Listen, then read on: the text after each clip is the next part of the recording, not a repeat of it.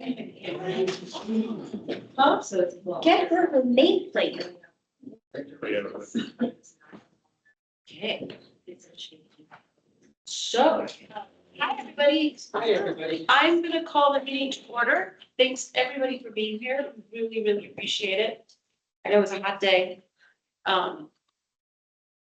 And I'm just gonna give a quick roll call and then we have a presentation. So, Co-Chair Bruce Fox, Here. Commissioner Norton, Commissioner Cluin, Here. Commissioner Joyce. Here. Commissioner Wallen. Commissioner White, Here. Councilmember Representative David Spence. I'd like to read the land acknowledgement. The Flagstaff Open Space Commission humbly acknowledges the ancestral homelands of this area's indigenous nations and original stewards. These lands still inhabited by native descendants border mountains sacred to indigenous peoples. We honor them, their legacies, their traditions, and their continued contributions. We celebrate their past, present, and future generations who will forever know this place as home. Can I request an approval of the June 1st, 2026 minutes, please? So moved. Second. All in favor? Aye. I'm going to make an open call to the public. At this time, any member of the public may address the commission on any subject that is not scheduled before the commission on this day. The Arizona Open Meeting Law prohibits the commission from discussing or taking action on an item which is not listed on the prepared agenda. Commission members may, however, respond to criticism made by those addressing the commission, ask staff to review a matter, or ask that a matter be placed on a future agenda. To address the commission on an item that is on the agenda, please wait for the chair to call for public comment at the time the item is heard. Any public? Okay, thank you. And I'm going to move us straight into our business items. We have a presentation from Tiffany Antol. You'll have to tell us your title again because I've forgotten, but I know that you're really important. And, oh, yeah, we're using. You want me to use the podium? You tell me what you want me to go. You're welcome to sit with us if you. Yeah, there we go. Perfect. All right. She's going to talk about the last cap, and I did try to look at it, but it was a lot. Sure. Oh, okay, that would really work really well. Okay, so I'm not gonna lie, this is a long presentation, so I can go on the shorter high level.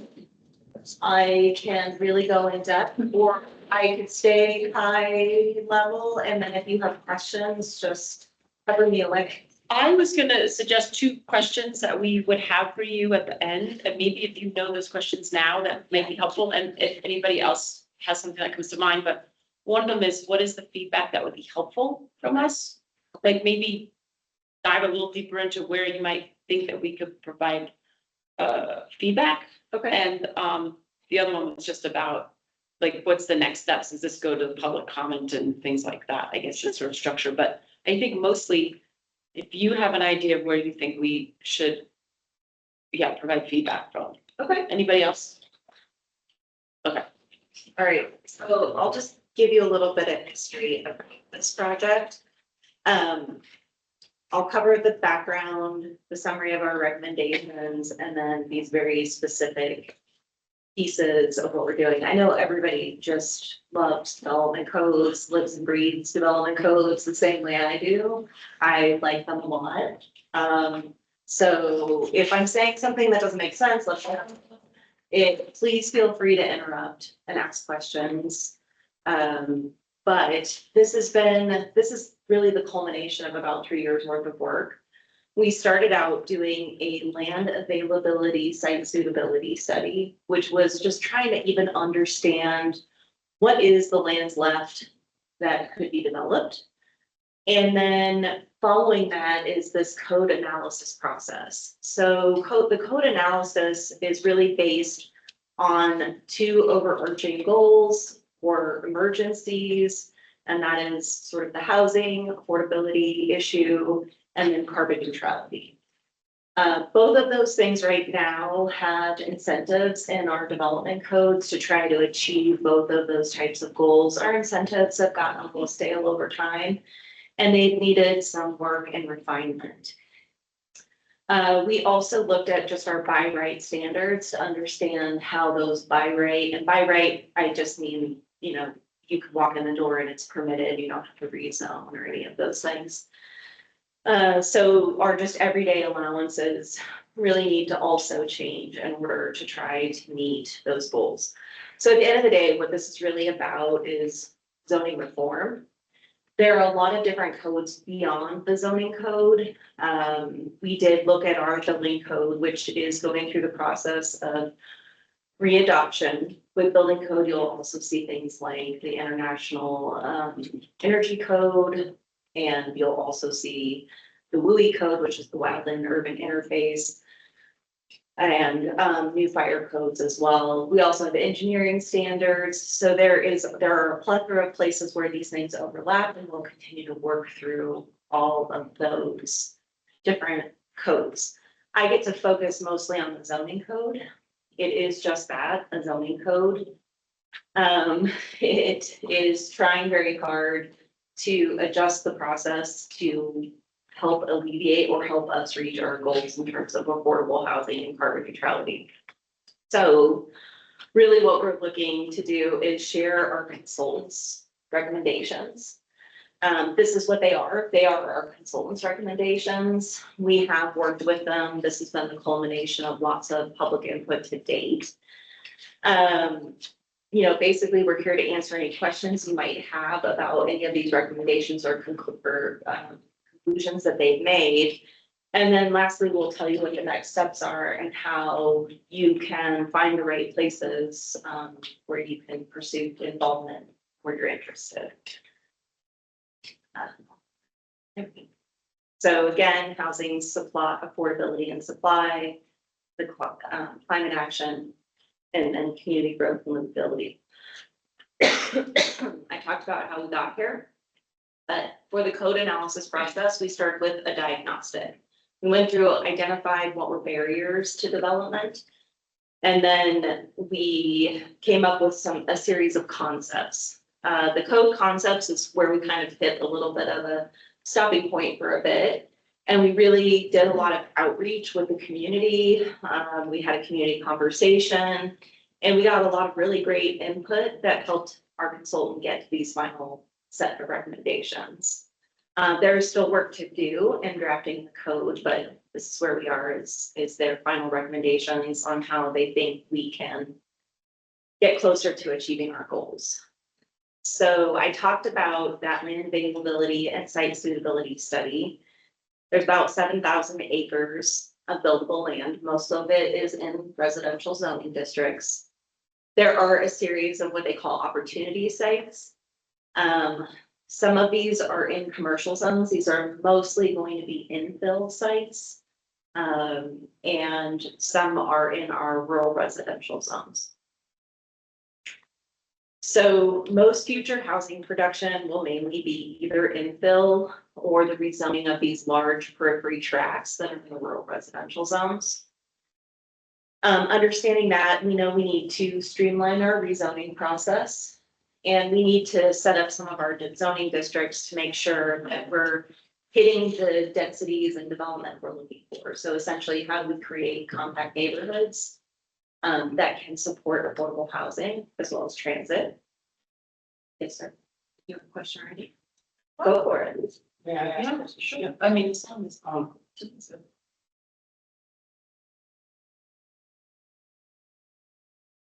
interested in, because we live in Arizona, of not giving up our abilities to address our own needs.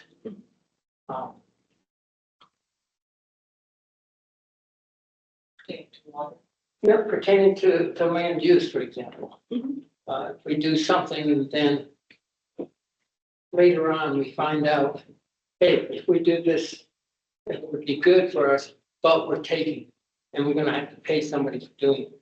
I'm just wondering how careful the conversation is about that, losing trying to gain one thing, but losing Another. ability to control later on without cost. It's a sort of a constant conversation.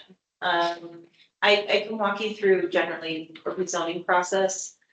We are doing impact analysis, specifically transportation and water are the big ones. Sometimes we do stormwater, depends. Most often, we're just doing water and wastewater and traffic, transportation. You know, we do those on by right cases and we do them on rezoning. So whether you have a zoning entitlement or you have to go through a special process to get that zoning entitlement, the processes are really the same. So we're trying to talk people through that conversation. In terms of negotiations, when we have a lot of, you know, there's ways to persuade a developer to step up and do things beyond maybe what they're required to do. And we walk a fine line when doing that. No, we say we ask, we're not requiring these kinds of things. But part of the feedback we've gotten over time too is that developers also need a much more reliable, predictable process in order for them to really make the investment, because development and construction has gotten a lot more expensive. So we're just trying to walk that fine line, making sure that we meet the benefits, community benefits for the community, but also making sure that we're creating a predictable process for the development community. No matter what, we're always wrong, just so you know, we're always get it wrong. I'm just kidding. The land availability, I'm gonna jump back then. The land availability suitability study helped us understand that we need to also recalibrate some of our key standards of our zoning code. Yeah, I Yeah. have a question. So Yes. when this talks about like infill, that means like in neighborhoods that already exist and commercial areas that already exist, like, but that doesn't mean in neighborhoods that have a house an acre. Like, that's not the plan. Like, there's no plans to like infill. It means like neighborhoods that are already pretty in. Infill can happen anywhere.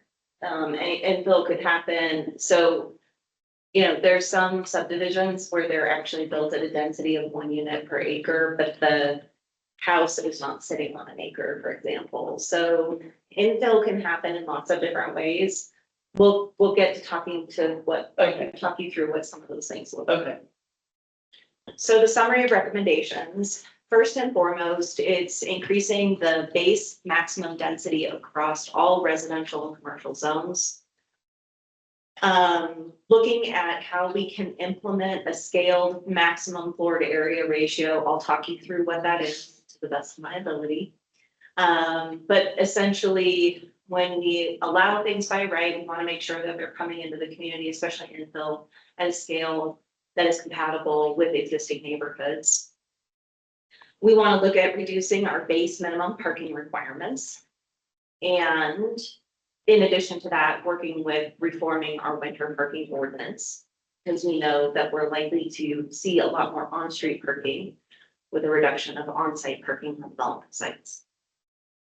We're looking to establish a required sustainable design baseline applied through a flexible point-based system. So there would be a menu of options for each development case to go through that would help us work towards our carbon neutrality goals. These would be base required standards. It's not an incentive, it's a required standard. Then we are looking to integrate our incentive program. So often we hear that different ideas or goals are positioned against one another. So our goal is to make the incentives work on behalf of both, because there are many ways these recommendations move us toward meeting both goals at the same time. So increasing density helps both reaching our housing goals, but also help reaching our carbon neutrality goals. And then lastly, we're finding a whole series of additional code standards that align. This refinement section, it feels a little haphazard because, and it was a lot bigger because we've been slowly adjusting the code throughout this process. So it was 3 years. We couldn't hold still. So we definitely have been making refinements. We've updated our subdivision process. We've worked on accessory dwelling units. We've worked on middle housing allowances. And there have been a whole series of improvements to the code already. Yes, Question. Cost of resource protection, yes, sir. there's the two sides of that coin. Yes, There's a benefit to resource protection, yes, sir. so. As you know, I'm concerned about, I brought my model to show you what we're doing, because I knew you'd be interested. But it's, it just seems to me, you start off with. There's a cost of resource protection, as if it's a bad thing. no, it's not a bad thing. There is a cost to it though. And I mean, everything has a cost. benefit too. Everything has a cost and everything has a benefit. And so we can talk about this a little bit more. I actually got an interesting email today. And I will drag it down. Sure. But we'll hit on resource protection overlay. So just overall, we know that adding more units spreads the fixed cost of development. That it is one of the ways we could potentially lower the cost. May I ask another question? And I'll come back to you. You used the word potential. Yes, This whole thing is based on lowering cost. yes, So we're making all these changes in the hopes in Flagstaff, lower costs. yes. So all, Just want to make that clear. so here's the thing, is you can build a house out of gold and it could be 800 square feet. And it is going to be very expensive. And if you build a house out of, right, so there's a lot of things that go into the cost of housing. What we were tasked with are, what are the ways we could potentially reduce the cost of housing? There's a lot of things left up to the individual home buyers, or will impact what the final cost of that home is. The other thing to notice here is that we looked at estimates for two sizes of housing. 2,000 square feet versus 1,250 square feet. If you look at our housing market right now, there's an older housing stock that is on the slightly more affordable side. The reason that that housing is also more affordable is because it's smaller in size. And it's one of those things that we're trying to incentivize. It's a hard thing for a zoning code though to require that a home builder come in and build a certain size of home. So keep that in mind. It is, I did caveat this, it is just a zoning code at the end of the day. She tries to pull her weight. All right, so line higher density is crucial. The fixed cost spread over can reduce the cost of overall of developing those units. Transportation gets a bit better with higher densities. It supports transit, walking, bicycling, and shorter trips. With density, you also get more likely additional commercial, which is also helpful in getting that mix of uses. You generally need density to support commercial development in neighborhoods. And then choice, making sure that there is a choice of housing types throughout the community. What works for some doesn't work for others. What works for me and my family won't work for somebody else. And so it takes all types of housing to meet the needs of our community. So currently, this is what our density looks like. You'll see that amongst our residential zones, so this is, I always like to advertise, we have this great zoning code and it says you can do all of these things in our single family residential zones. You can have middle housing, you can have multifamily, but you really can't because the density doesn't get you there. And so it says that these land use types are allowed, but the development standards really don't allow them to be developed. So overall, in our existing code, this is generally what you're getting in the HR and MR zones, which are high density and medium density zones. You're getting 2 to 3 story apartments. And in our other residential zoning districts, you're mostly getting single family detached. We're not even getting to townhomes so much anymore. What's the reason for that? Townhomes so popular. It's not that they're not popular. They're hard to deliver at some of the densities we allow in our zoning code. And there's some we've had some competing factors in our zoning code that we're working to repair. For a while, we only allowed new townhomes if they were alley loaded. That pretty much stopped all townhome development. Alley loaded means you're accessing it from the rear. So it requires a developer to build a primary street and then a rear alley, which actually doubles the cost. So when that provision was added in the code in 2011, we actually saw the stop of new townhome development because that was the requirement. We've since removed that. We're getting back to townhouses, but these days the newer townhomes on the market are large. They're on the larger size. Ones that we hear were really.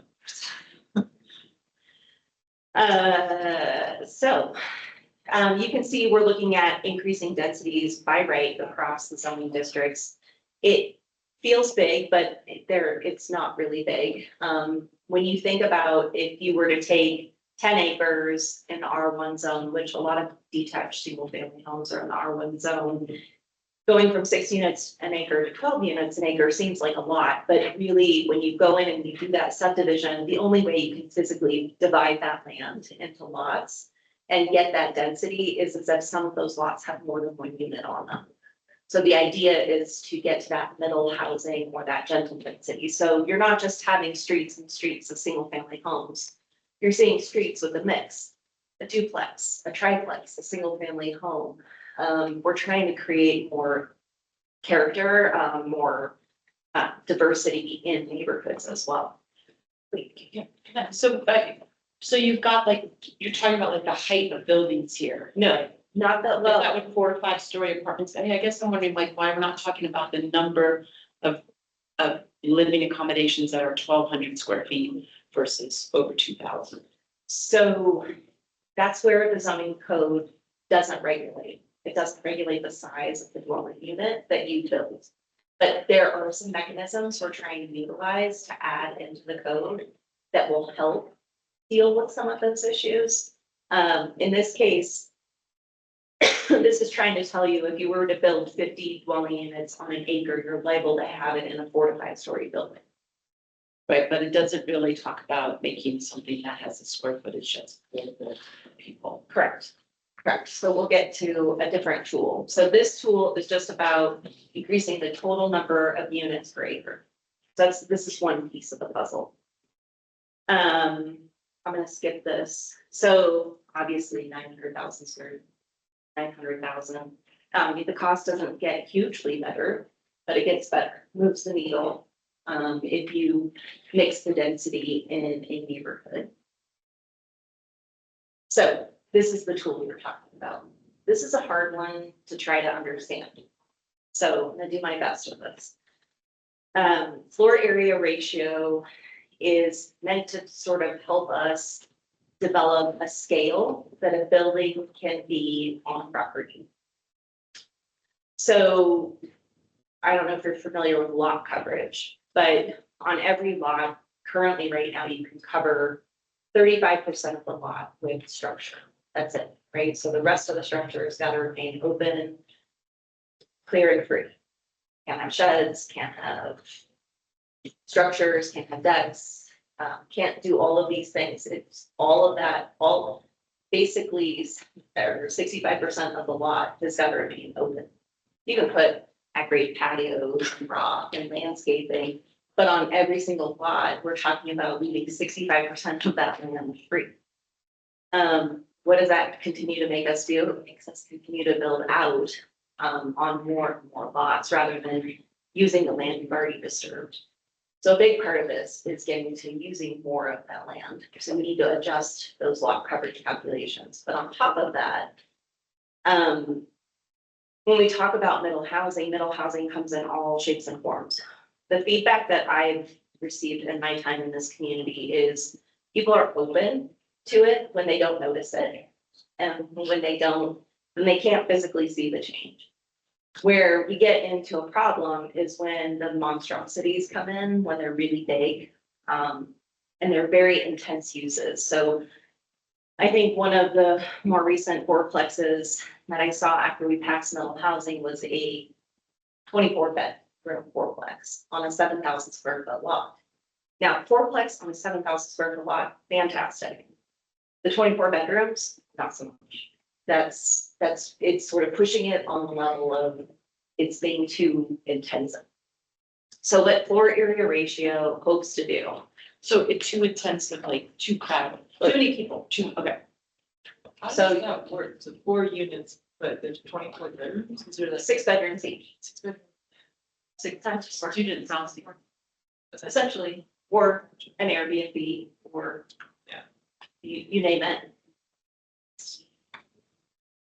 Not affordable. Yeah, well, more or less, my brain is like, who approved that? Nobody approved it. I'm just saying somebody walked in with it. Gotcha, But the point is that you could, yeah. because we don't, when you come in to build your house, we don't tell you how many bedrooms you can have in your house. You know, and the issue is that as long as we keep that total number of units per acre low, the likelihood that people are gonna continue to build larger and larger units, right? Because if we make it more expensive to build 2 units, but those 2 units can house 24 people, or we could build 6 units, 6 units on each lot, you can start to guess the differential, right? So floor area ratio is just one of these tools that has this potential. So what you can see is under our existing development standards, there's the house, there's your house on the lot. This first one is a duplex. It's basically 2 units attached. It's 0.51 FAR. So what that means is the floor area in relationship to the lot is 51%. So if the lot were 8,000 square feet, that building is just over 4,000 square feet. So it's a 2,000, each unit is 2,000 square feet. And you can see at 2,000 square feet, that unit cost price per unit. Then you increase the density, but you don't change the FAR. You basically using that same building footprint, you just build the structure larger scale, right? So it's taller. The floor area is larger. You're still at 2,000 square feet, but now you've got 4 units. And you can see that the unit price stays the same. But if you reduce the size, the overall size of that structure, so you increase the density, but you also adopt this floor area ratio. It's like a lot coverage. You say you can only have this much in proportion to the lot. This is how much building you can fill this lot with. It starts to lower the size of that unit, right? Because that's all they can accommodate. So if you set that floor area ratio at a point, the trick is finding the sweet spot for that floor area ratio. Yeah, nobody gets floor area ratio. I just want to say it's one of the tools of many. One of the other tools we use is a bedroom density requirement. So we also put bedroom densities on some of our lots in Flagstaff, and that's how we've addressed high occupancy housing in the past. So that's one of the ways we can also offset with an extreme large units. At the end of the day, though, these tools work well for middle housing and multifamily housing. They don't work well on single family housing. So trying to force a developer into an FAR on a detached single family house is where we're likely going to run into a problem. So that's where we're most likely going to run into Prop 207 issues, because we will have reduced the value of a product that developer can deliver. So that's the one place that I would tell you that will be a rub. Single family detached homes are always the hardest for us to regulate. I will skip this. So the other thing that we're looking at is really increasing density along our transit corridors. This happens to be in commercial zones. So more and more communities are going this route of having their highest densities in commercial zones, because commercial zones also don't typically tend to be next to single family homes. So you tend to end up with less conflicts.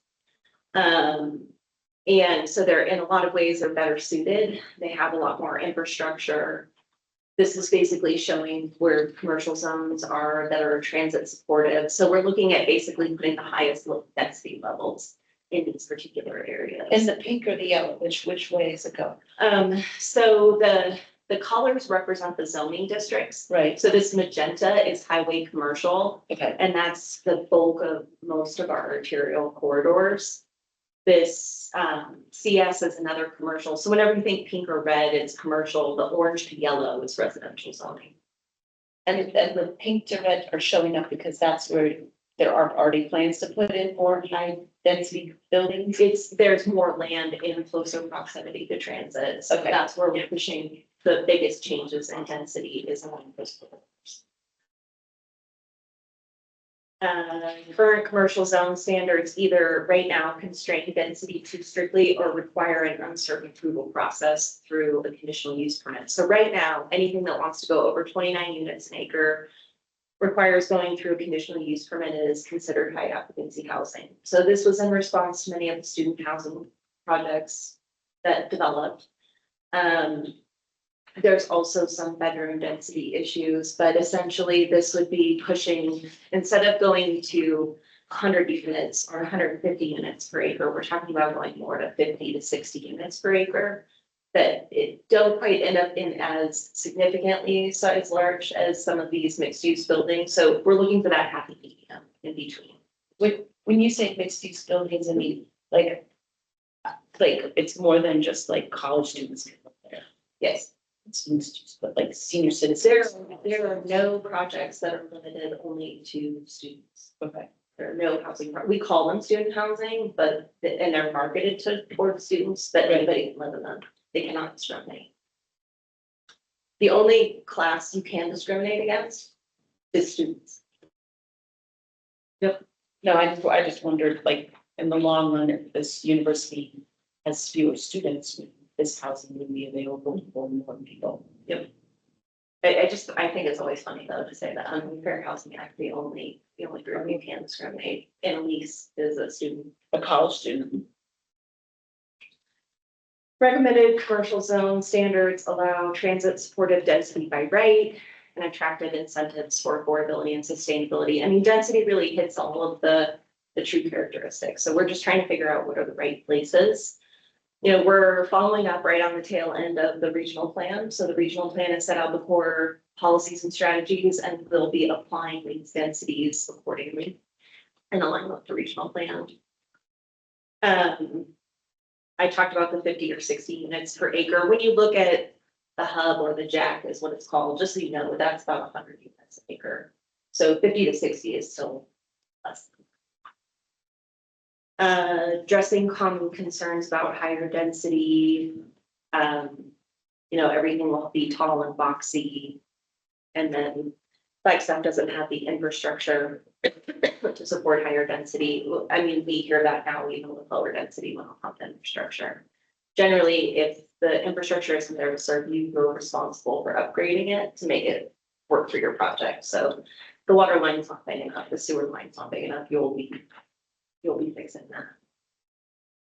Parking requirements. So the direct cost of providing parking is substantial and scales up if structured or underground parking is needed for higher densities. So you can see the differential between surface to underground. Again, surface uses a lot of space on a lot. And so if you go with the surface parking only, then you end up with less dwelling units. And then it just exponentially gets more expensive from there on out. They also, when you have to go with the structured parking, obviously going underground being extremely expensive, you're less likely to get underground, which means if you get structured or podium, it's only going to add height to the building. So if you don't have to podium park a building that's in close proximity to shopping and jobs and transit, then one, you're reducing the cost of that overall construction, but you could also potentially be reducing the heights of those buildings in order to accommodate the density that you're looking for. Or fewer vehicles and more pedestrian and bicycles. Yeah, that would be absolutely I'm key. sorry about No, absolutely key is definitely getting less vehicles. It does take time for people to switch. I mean, in Arizona, we make it easy for people to drive, and so We do have a lot of on-street parking, and while that might not be desirable for everybody, it certainly works. I mean, I went to college in San Francisco, we didn't have parking, we survived. And that was 8,000 years ago. All right, so obviously lower parking requirements encourage lower cost housing. It also encourages smaller units and more emissions. And then our recommended base parking requirements for multifamily projects. Essentially, you're looking at 1.75 parking spaces right now per unit on average, and going to 1 to 1.25 parking spaces per unit on average. What I would tell you is we've already had some big parking reductions done towards zoning code. So if you build middle housing, you're only required to provide 1 parking space per unit. And then with accessory dwelling units, you do not have to provide any parking at all. And you get to see, I mean, it's been about a year to a year and a half on those 2 codes. It'll take time. I mean, it just takes time for things to shift, but nobody's building those units at this pace that you'll see this fundamental. It'll be a slow incremental change over time, especially in existing neighborhoods. Parking, yes. On the parking, someplace I've seen where they actually stack the parking. In other words, if you wanted to put elevators, escalators, whatever you want to call it, could you go from 1.7, 1.75 to 3? Yeah, you could, but it's only gonna increase the cost. Right, Yeah. yeah, but for somebody who wanted to pay it, you could. Yeah. Okay. And by the way, these are just minimums. I mean, a developer can always come in and add more parking. This is just meant to be the absolute minimum that a developer would have to provide. We've definitely gotten feedback to remove all of the parking minimums and just have maximums. But we'll see, so we'll see what pans out in the interim. I mean, we need to do a lot of community conversation on this. One of the things is that parking reductions are a really good incentive tool in terms of incentivizing either the types of behaviors we're looking for or affordable units. So when you're close to transit, obviously reducing parking can have a really good relationship with the transit component. It does help with the provision of affordable units, but also trip reduction strategies. So if you also incorporate, more bike parking or other features of transportation demand management, then you can also see additional incentives applied to, or reductions applied to your parking. We have similar standards. These are just better. Ours have just gotten old over time, and when things get old, they just get hard to use. So these work better. With the trip reduction strategies, incentivizing people to live in dwellings where they maybe can't park their car and instead they opt for a bicycle, and increasing bike parking. In Flagstaff, as someone who's a very avid biker, I don't recommend people park their bike outside because exposure to the elements can damage it. So does the zoning code then require or make incentives to change the architecture of the building so that there's better garages for those types of? So right now, the base requirement for bike parking is really more commercially oriented, and so it's that outdoor bike rack. We all have the sticker, no waves. Yeah. Anyway, but we do have projects that have incorporated interior, right? It's something we've negotiated for, but yes, that's what we're looking for is interior, yes.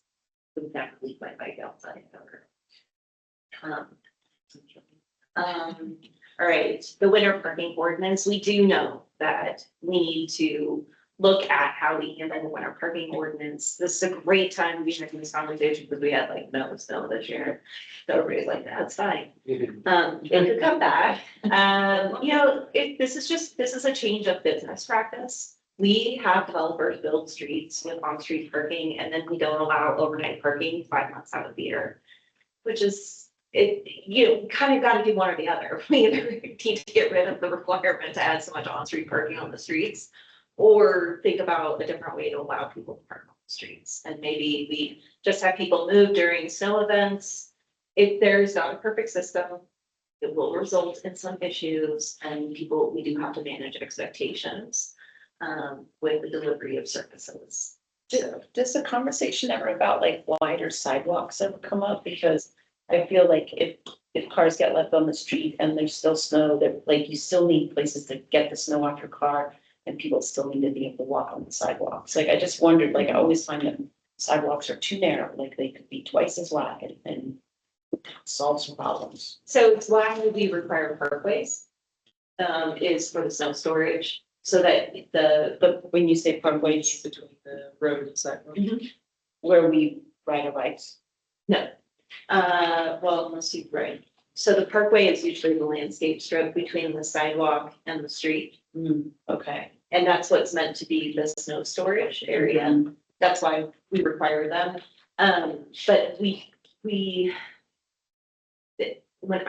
I feel like it's a new requirement. It's not a new requirement. It goes back 20 years. now. Okay, it definitely seems like a new requirement. Yeah, but it's been there, all the new neighborhoods are being built out with parkways. Okay. So I live at the entrance to a neighborhood. I don't have a parkway, but all the neighbors to the north of me, they have parkways. And that's what that parkway does. So really, when you think about a street width, you have your traveling, you have your curb gutter, you have 5 feet of parkway and you have 5 feet of sidewalk. So you have 10 total feet there in the pedestrian. Not even an old neighborhood. So older neighborhoods don't always get retrofitted. It's also one of the issues we run into where we put new development and old and how we match up and meet those standards. That is a trick. And we're still working on not a perfect system, but that's, yeah. Addressing concerns about reduced parking.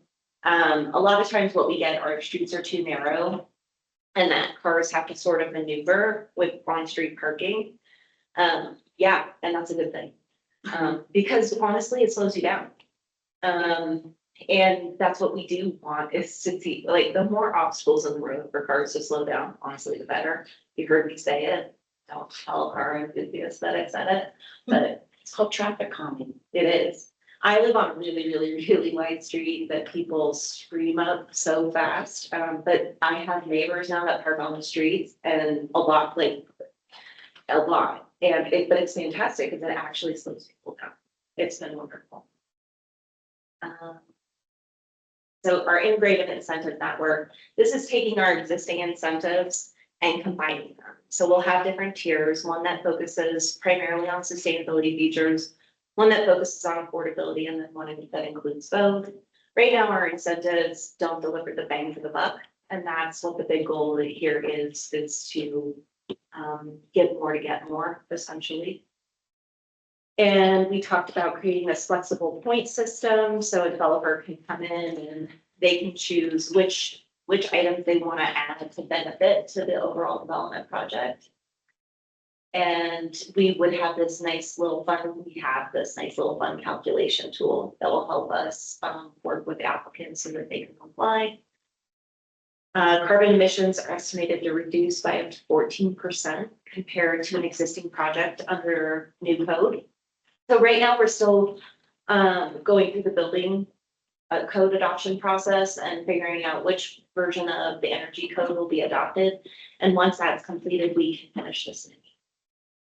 So we're trying to work in tandem with the building code process to make sure that we're continuing to sort of push things a little bit further down the line, especially in terms of our incentives. Excuse me. Yeah. They always say 20% of your house ends up at the landfill. Does any of these regulations deal with that issue? Absolutely. So we do have construction waste reduction. We have actually some of those provisions now. But yes, we can absolutely. So this is that for the houses built, how much carbon you're producing? This has nothing to do with the building itself. Right, usually construction is, well, you can see construction is included in here. And then you've got soft costs, and then you have site development, the parking component. So it's a staggering of the development costs for unit. Yeah. Sure, go for it. My name's Genevieve. I'm sorry, and then Genevieve, I'm so horrible for not Could you introducing come up you. here, Genevieve? I am here. Catherine. I work in the sustainability office at the city, and I'm also part of this project. So the menu, Tiffany showed a screenshot. It's really complex, or not complex. There's a lot of options, and one of those is waste reduction. Another one is carbon dioxide reduction. Others are energy use, water. So there's a lot of different ways for people to reduce their carbon emissions. And really the idea is to provide flexibility to the developers. So things are assigned differently, kind of depending on the big, like how much of a difference it makes. The higher value, higher impact items are assigned more points, but use that for certain things. So there's a lot of categories. So the concerns you had are addressed in here, but there's a lot of other options. I have another question on that. And on the vein of, one thing I noticed is a lot of this language in the presentation seems to be geared towards larger corporate developers and not private developers. Like if some married couple buys a piece of property and wants to build a house, are they equally as incentivized and restrained by this code to build a middle housing, like 2 or 3 plex situation? They're not, I mean, you get to choose what you want to build on your lot, but in terms of the carbon neutrality options, yeah, you would be held with the same standard, but you already are now. But would they be incentivized, like that private couple, would they be incentivized to and get something back for building a duplex? They could, absolutely. They can absolutely take advantage of the incentive process. The framework establishes a simple 3-tier system. We talked about that. The overview, you'll see here, forest resources, for example, are included as one of the possible reductions. That's in a state of fluctuation. This is based on the existing code. We have parking reductions, we have density bonuses, landscaping reductions, increases to lot coverage, setbacks reductions.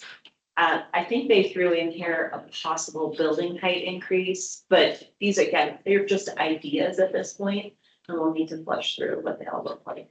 But what does, And so these are what's incentives. forest 30% forest resource? Is that so much you leave on the property? No, that's the reduction you get for what you're required to preserve. 30% reduction in that one. So you don't have to preserve forest resources. No, you do have to preserve forest resources, but it's a 30% reduction from what you have to preserve. Based on what's already there on the lot. Yeah, I can walk you through forest resources in a second and show you how that works. A developer could choose which income level they want to target. So one of the other things is we always treated income restricted units for rental and ownership the same. So we've set the same area median income for both, and it doesn't work. So what works for rental does not work for ownership, and this is proposing to change that. So we're looking at changing our incentives to go up to 150% AMI. AMI is the area median income. 80% AMI has always been our target for decades now, and again, works great for rental. We do not succeed in hitting that number for ownership. 150% will get us to a much better rate or much better opportunity. Rental and ownership using the same, Incentives. which is. You rented, so you're not owning. Who's the owner? So if we do an ownership unit, it's usually in the land trust. So the city of Flagstaff has a land trust. City of Flagstaff will own the land underneath your home. You will pay a $10 a month lease on that, and you will get a reduced price on your house. If you choose to go and sell that house, this is an oversimplification, by the way. If you choose to sell that house, you're capped at the amount that you can sell that house, the equity that you get out of it. So say in the market's on gangbusters, you're only gonna get 25% of it. But that's how a lot of places do affordable housing, like in Jackson Hole, Wyoming, that's totally how that's. But the rental is, you're just gonna pay a lower rent. That's why, again, ownership is a lot more difficult to attract a developer to work within. The parameters are much difficult. The people that can qualify to purchase those units, especially if you keep it as low as 80% AMI, are very difficult. It's a unicorn that can, I may be thinking about the wrong thing, but suppose, a big company comes in and builds a whole bunch of rental units, and they own rental units. They get that incentive? they get the incentives for the project, but they reduce the rent to the renter on the so much of percentage of the units. So you have income, Money right? still goes out, well, out of Flagstaff, but go ahead, that's. Well, I mean, but the renter who income qualifies gets lower something. than market rate rent.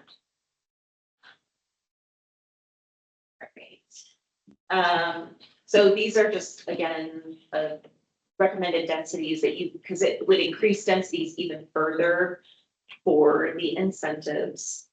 So we're talking about some projects in commercial zones going up to 120 units per acre, but that's with getting a substantial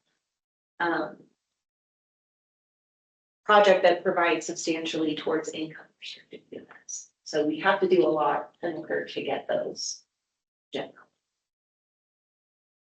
Our performer modeling indicates that the incentives would likely be more effective than current incentives in delivering benefits that outweigh cost of performance. Right now, our incentives just don't hit the cost benefits for many developers.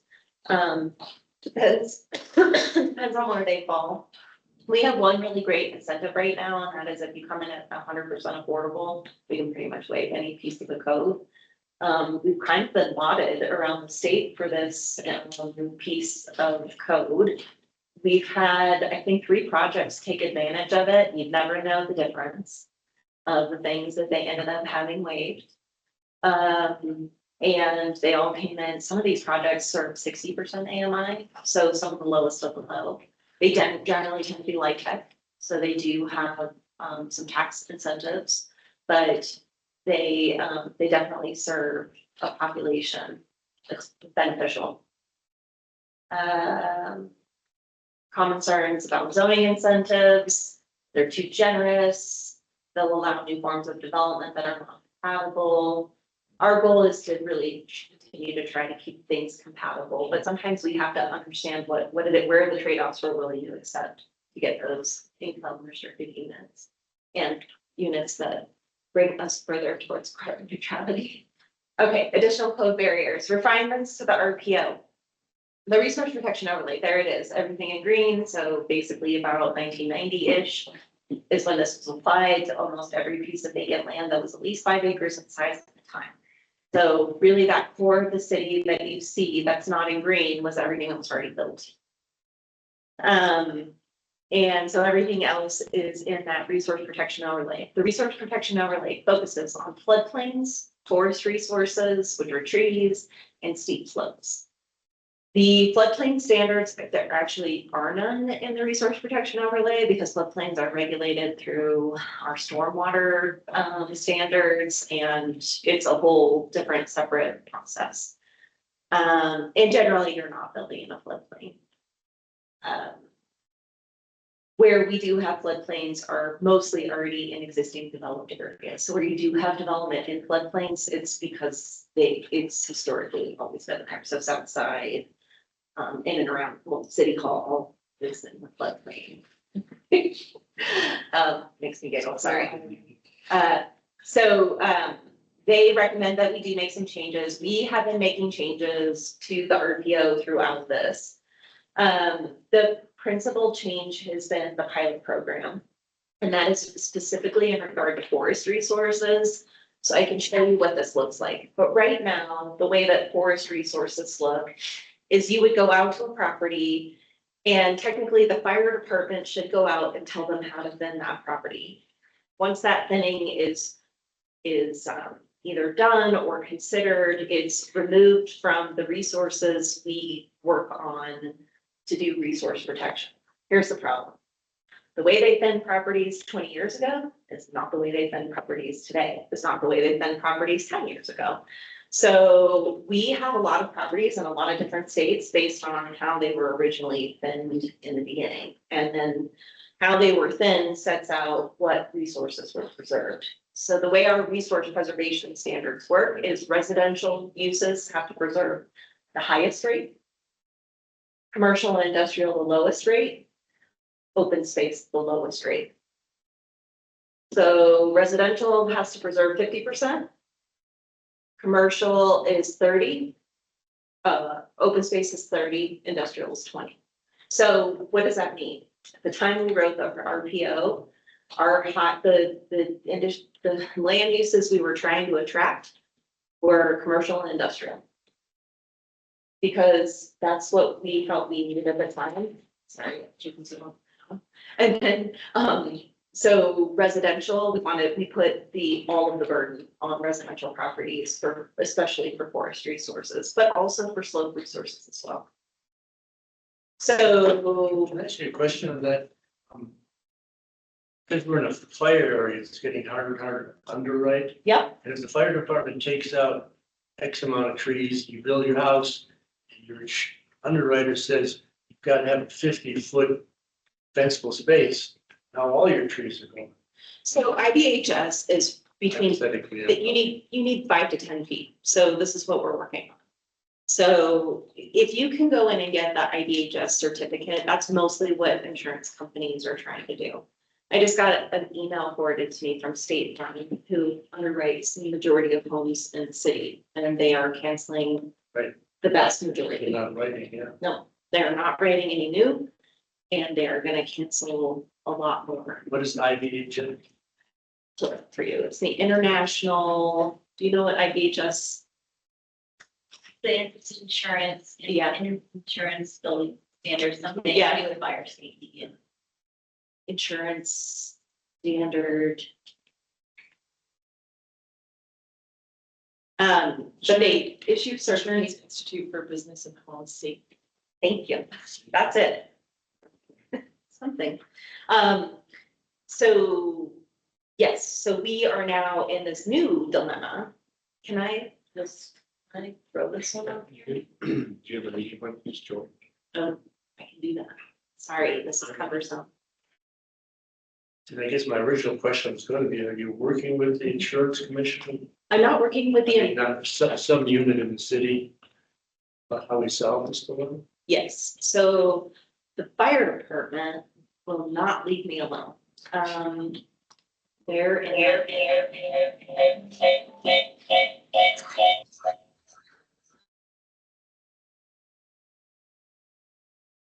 Muted.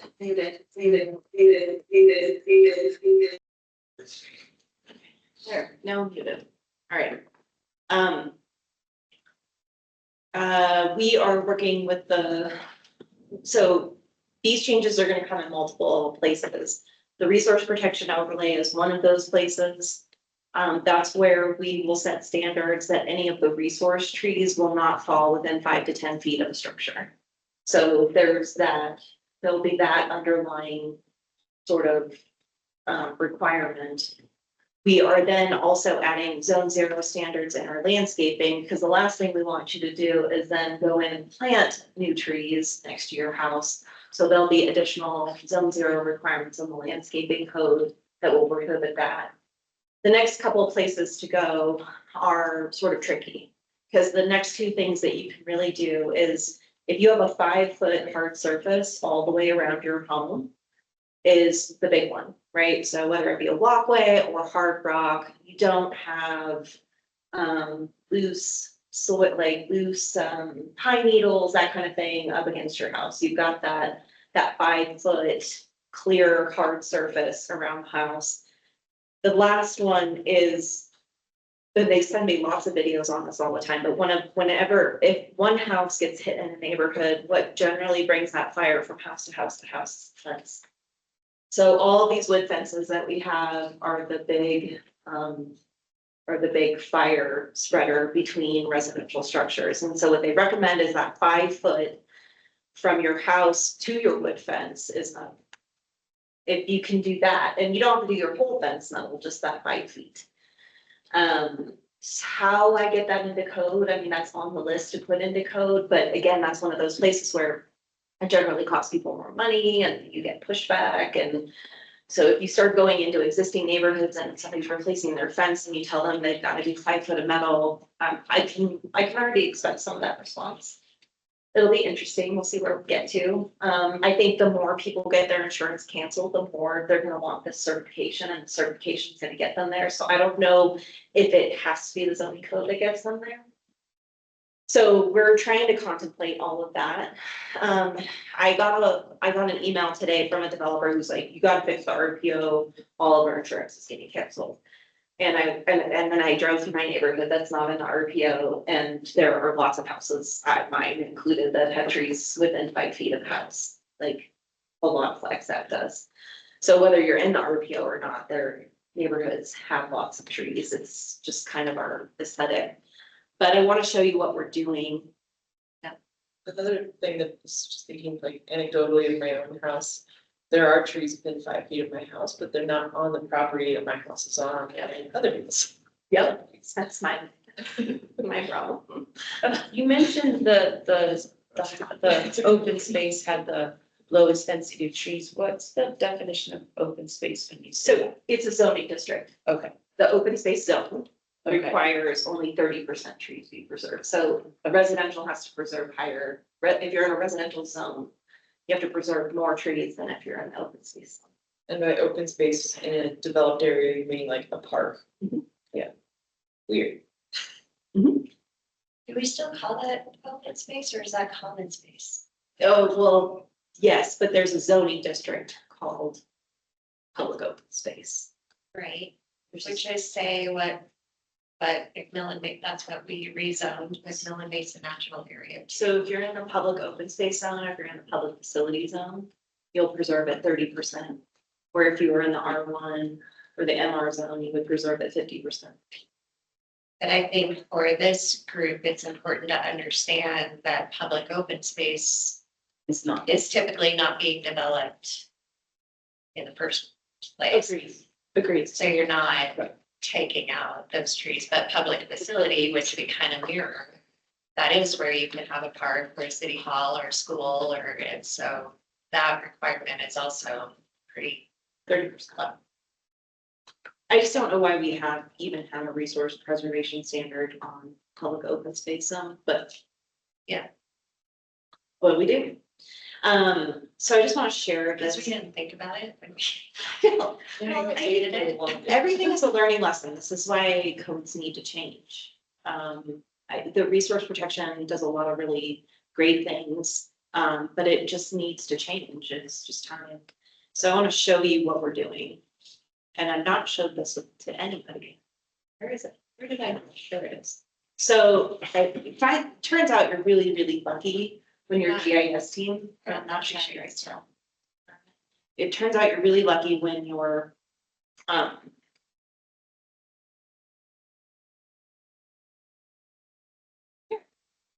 when your GIS team also has degrees in forestry. So it works out sort of wonderfully. I know that this is really sort of smushed at this point. But essentially what we're doing is we created a model using LiDAR data. That LiDAR data, a regression analysis is run on the data itself, which allows us to determine what the overall height and size, the DBH of the trees are.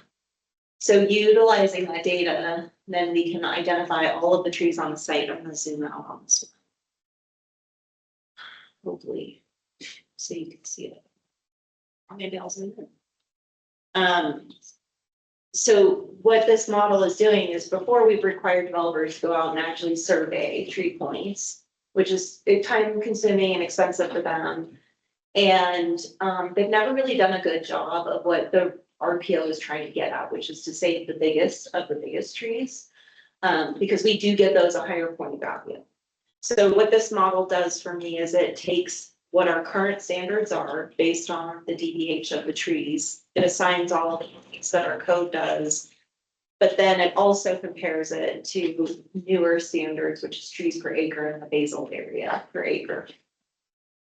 I couldn't describe basal area to you if I wanted, because I'm. Wait, so you're moving the basal acre? Yep. Acreage versus the size of the tree, so that means they can take out all the really big trees because they have more value. Potentially, we're just looking at how these points would translate to basal. So how does our current system points, Right. how does it translate? That's all we're looking at this point, is so that we can look at it in comparison to different standards, because our forest management plan that the fire department has done references trees per acre and basal. Right, but higher TBHs on trees means they're actually more resilient to fire than Yes. a higher density of basal area trees. Yes, so we're trying to just see which calculations at the end of the day work out. I honestly think where we're going to is just creating a percentage in the higher DBH categories. I think that's where we're. I mean, it sounds like from the fire forestry side, that's makes more sense. Yes, so I have a feeling that that's where we're getting to, but so this allows us to overlay, we're getting to the point we haven't yet on this. Where we can pick each individual tree and remove it individually and add it back in. Right now, they're in categories, but we'll have the ability to pluck each one. And instead of the fire department going in and looking at the thinning, and then we go in and look at the development, we don't know what was there before, we're doing it together. That's the big differential. It gives us what the site distribution is of the different sizes of trees. At the end of the day, this tool really only helps me figure out what the right calibration is for the future code. But this is a 1 acre lot development, so it's actually really easy to make it work. We're arguing with them about removing more trees that they want to save more because it's going to cost them more to have them removed. All that really blue stuff is all oak on this ridge. Uh-huh. Um, And they don't want to take out the oak, or they do? well, we're asking them to take out some of it. Yeah. I mean, this concentration, so we know in a fire situation that it's coming from this corner going, because this is off of Woody Mountain Road, we know it's coming from the southwest. So, yeah. So that's how we're making this work. So can I just ask, this, Yeah. this is from the open space side. Yeah. We're really interested in making sure that there's commuter bike paths and that, I mean, that's not open space, but There's a like, foot trail that goes through. so when you do that and you're looking at, say, a new development or removing trees from current development, I guess I'm more concerned with newer places going in, but do you consider the view shed? And probably shouldn't even use that word, but do you consider like where the trail is in this map when you're removing trees or leaving trees? So, no, I mean, am I saying that we're preserving more trees because there is a trail connection at one spot? I know they pulled the trail, there's a foot trail on this, I know it's been pulled off the road. That's what I know. Thanks. Is there also, so you've been talking about the cost to the developer to meet these standards and the recommendations. Has your team created a tool to also calculate the developers and revenue by selling more units that people can in confidence get fire insurance for? I mean, by removing more trees and making it a more fire-wise community, then therefore they will actually successfully sell those units for. I think that's honestly a benefit for the homeowner at the end of the day. I mean, selling the units, I think it helps the developer a lot, but, being able to sell the units, but I mean, a lot of people have been losing their insurance for the last couple of years, and it's really, I don't think, inhibited the real estate market to date. When we talk about a developer only goes into the business of building housing to make a profit. What that margin of profit is, I mean, this isn't huge margin of profit. But, have I gone in and calculated if you take out this many trees, this benefit to you? I think the idea here is zoning is about public health, life safety. And that we need to make sure that we are putting housing units in a place. I mean, it's just like trying not to have cul-de-sacs, right? The more dead end streets we have, the less interior circulation. But we're trying to base what, everything we're doing in terms of that, like health, safety consideration. The cost is really to the homeowners, I think, is the biggest one. We had a housing specialist and she was able to buy a house in Flagstaff and then turn around and left because of the cost of the homeowners insurance.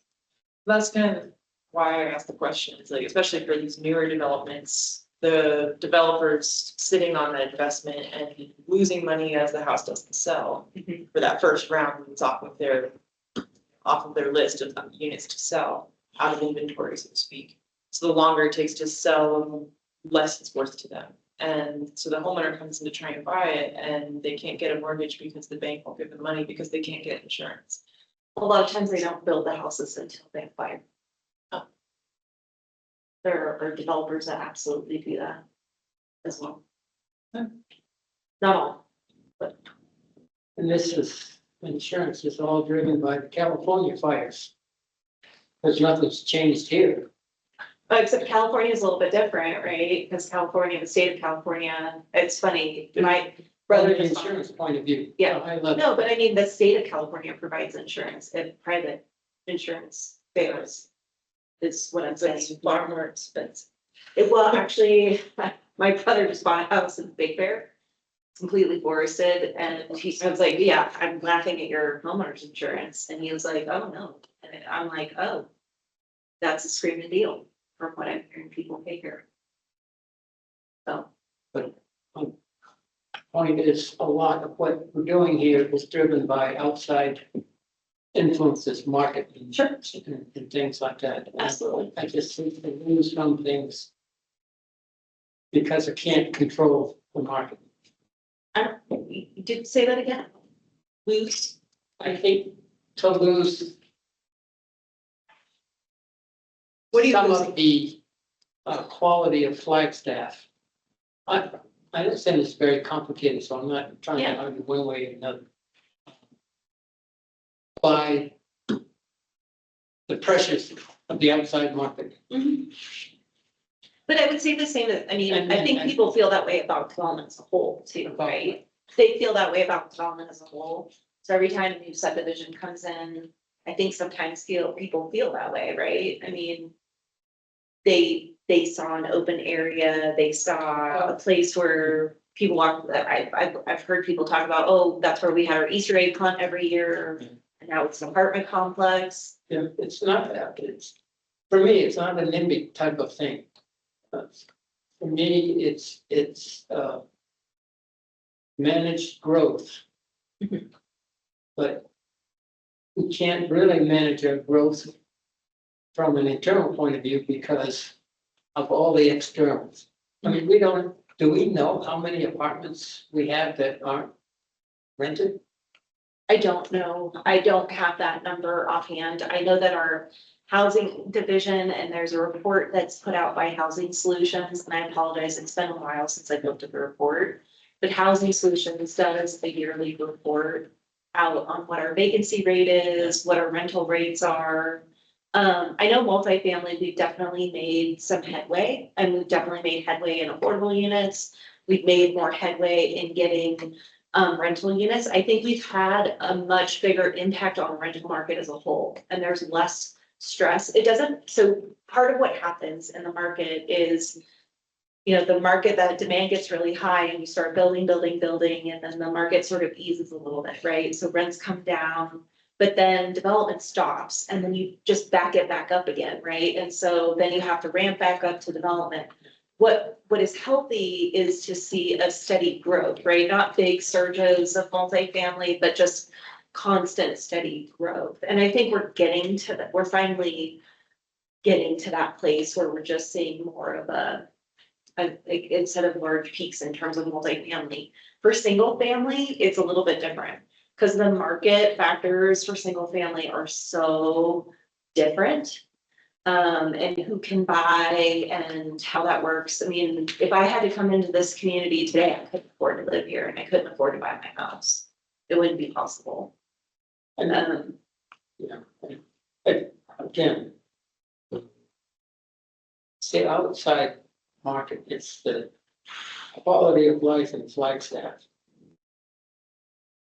Drives the prices up, no matter, from my point of view, no matter how dense we make it, unless we make it so ugly, nobody wants to come here. You know. But I'm not arguing against what you're trying to do, I'm just raising the issue from my point of view. It's what we're doing here is trying to react to the pressures from the outside. Mhm. And not so much to the pressures from the inside. Pressures from the inside, as far as affordable housing. Let's do the outside.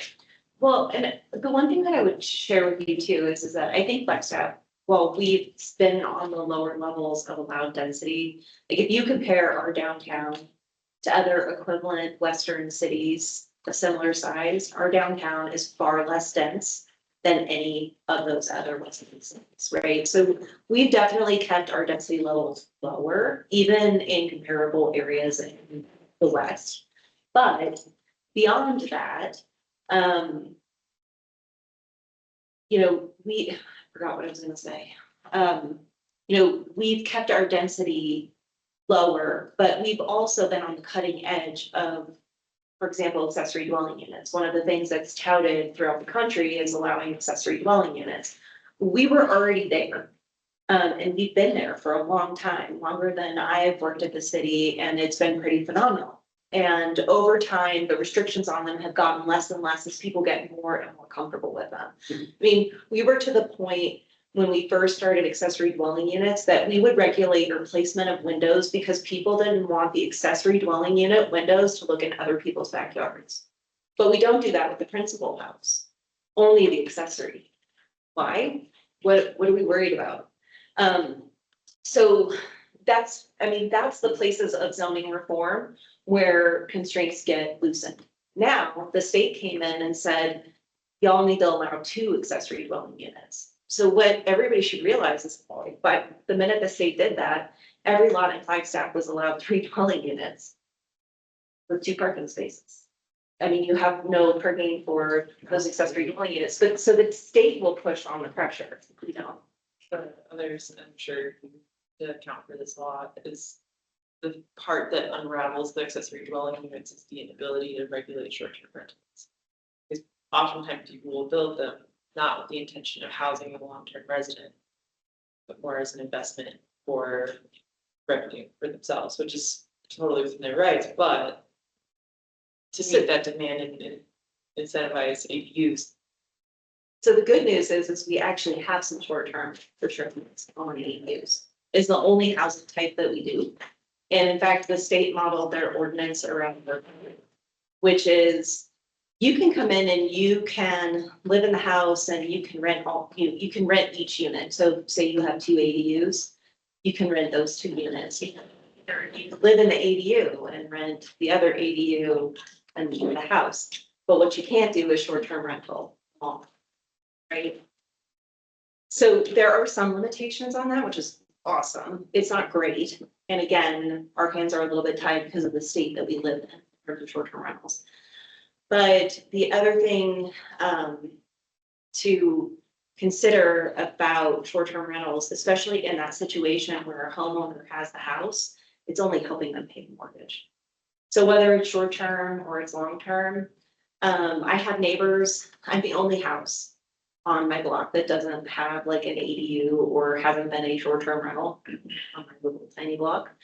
And the ones where they lived there, they preferred doing the short-term over the long-term. They found less issues with the units, maintenance and reliability. I just have to go and ask. But it's when the houses are sold and they don't have an owner on site and they're short-term rental, that one's the problem. So it's just sort of a really interesting thing, the way they're managed. I think that they can be really helpful in keeping. I mean, I have family members who their STR has kept them and they only have to do it 3 months out of the year. And it's kept their mortgage, but anyway, we.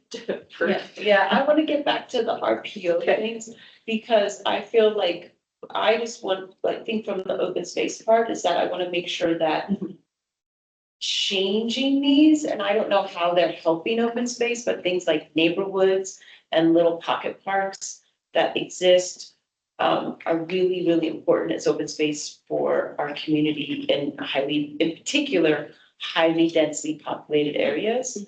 And I am concerned that I don't know what the future changes are. These are really, you know, like you said, these are high level things, but I guess I would like to know, like, what that looks like. Like, I don't know that the current RPOs are making neighborhoods and open and pocket parks and open space, like just kind of accidentally that those exist. I don't know if it's because of the RPOs, but I don't want to lose those in future developments because all of a sudden we don't have floodplains and steep slopes don't matter and we don't need trees. Like, because those kind of characters are what we as a commission are, you know, but that's what makes our day. So I guess that, like, this thing that says RP on it has been like, why you have that up there? I've been like, okay, this is why I want to know. Okay. So the RPO itself is not about the creation of common space. No, not at all. But it's currently it's accidental, Well, like a little bit. I mean, it depends on what you consider to be a pocket park, right? Well, they're not real things. I mean, I'm just saying, like, these little bits of open space, we know people are using them and they're really important. So yes, certainly those sites accidentally get created through the RPO. And we've tried to encourage it, right? So we try to encourage as much of the resources to be preserved in sites off the development lots, right? Not, so we don't want the lots to overlap some of the slopes, or like the back of your lot is your slope and that's the preserved RPO, right? So preserving them as separate spaces off the lots has always been preferred. Same with trees. And so we do create these spots. I think sometimes what can also happen with those, like, we just have to look at maintenance of those and who cares for them, who's trimming the trees, that kind of thing. Because some of those sites are cared for better than others in this community. And then the type of development in which those sites accidentally get created are more detached single-family subdivisions than, say, like multi-family developments, like an apartment complex. Right. So can RPOs be used to make sure that people who live in higher density places aren't denied the same things that people in single family neighborhoods get? So right now we have a separate requirement outside of the RPO, but the RPO can overlap. I can show you a development site though. It's a multifamily development. It has about 3 acres. So they left 3 acres at the back of the property. And it's not well taken care of. It has a lot of sort of debris, garbage. It's definitely the dog walking location because you can't pretty much walk a step without stepping in something on that lot. It backs up to commercial. It's graffitied. It has definitely like burn pits on it, that But kind of it's thing. owned by the developer who built the property. Yeah, that was their RPO. So, but they would have the responsibility for maintaining it then. Sure, but you can't see it from the street. The only way I got on the property was because they gave me permission to go back there. And so who enforces property owners to take care of their place? So we do have some standards, but in terms of them keeping trespassers off the property, it's up to them to sort of call a police department. So is it, so I mean, somebody's can gonna I ask, like, so somebody the would have to call them. elephant in the room is zoning and RPOs, are they gonna be redone so that there's none of those spaces available? No. Anymore, No, that's not. because of trespassing? No, each multifamily development is generally required to reserve 15% of the site as common space. Right, but that's not this, that's more, that could be the kind of common space, like a mowed grassy area. It could be a mowed grassy area.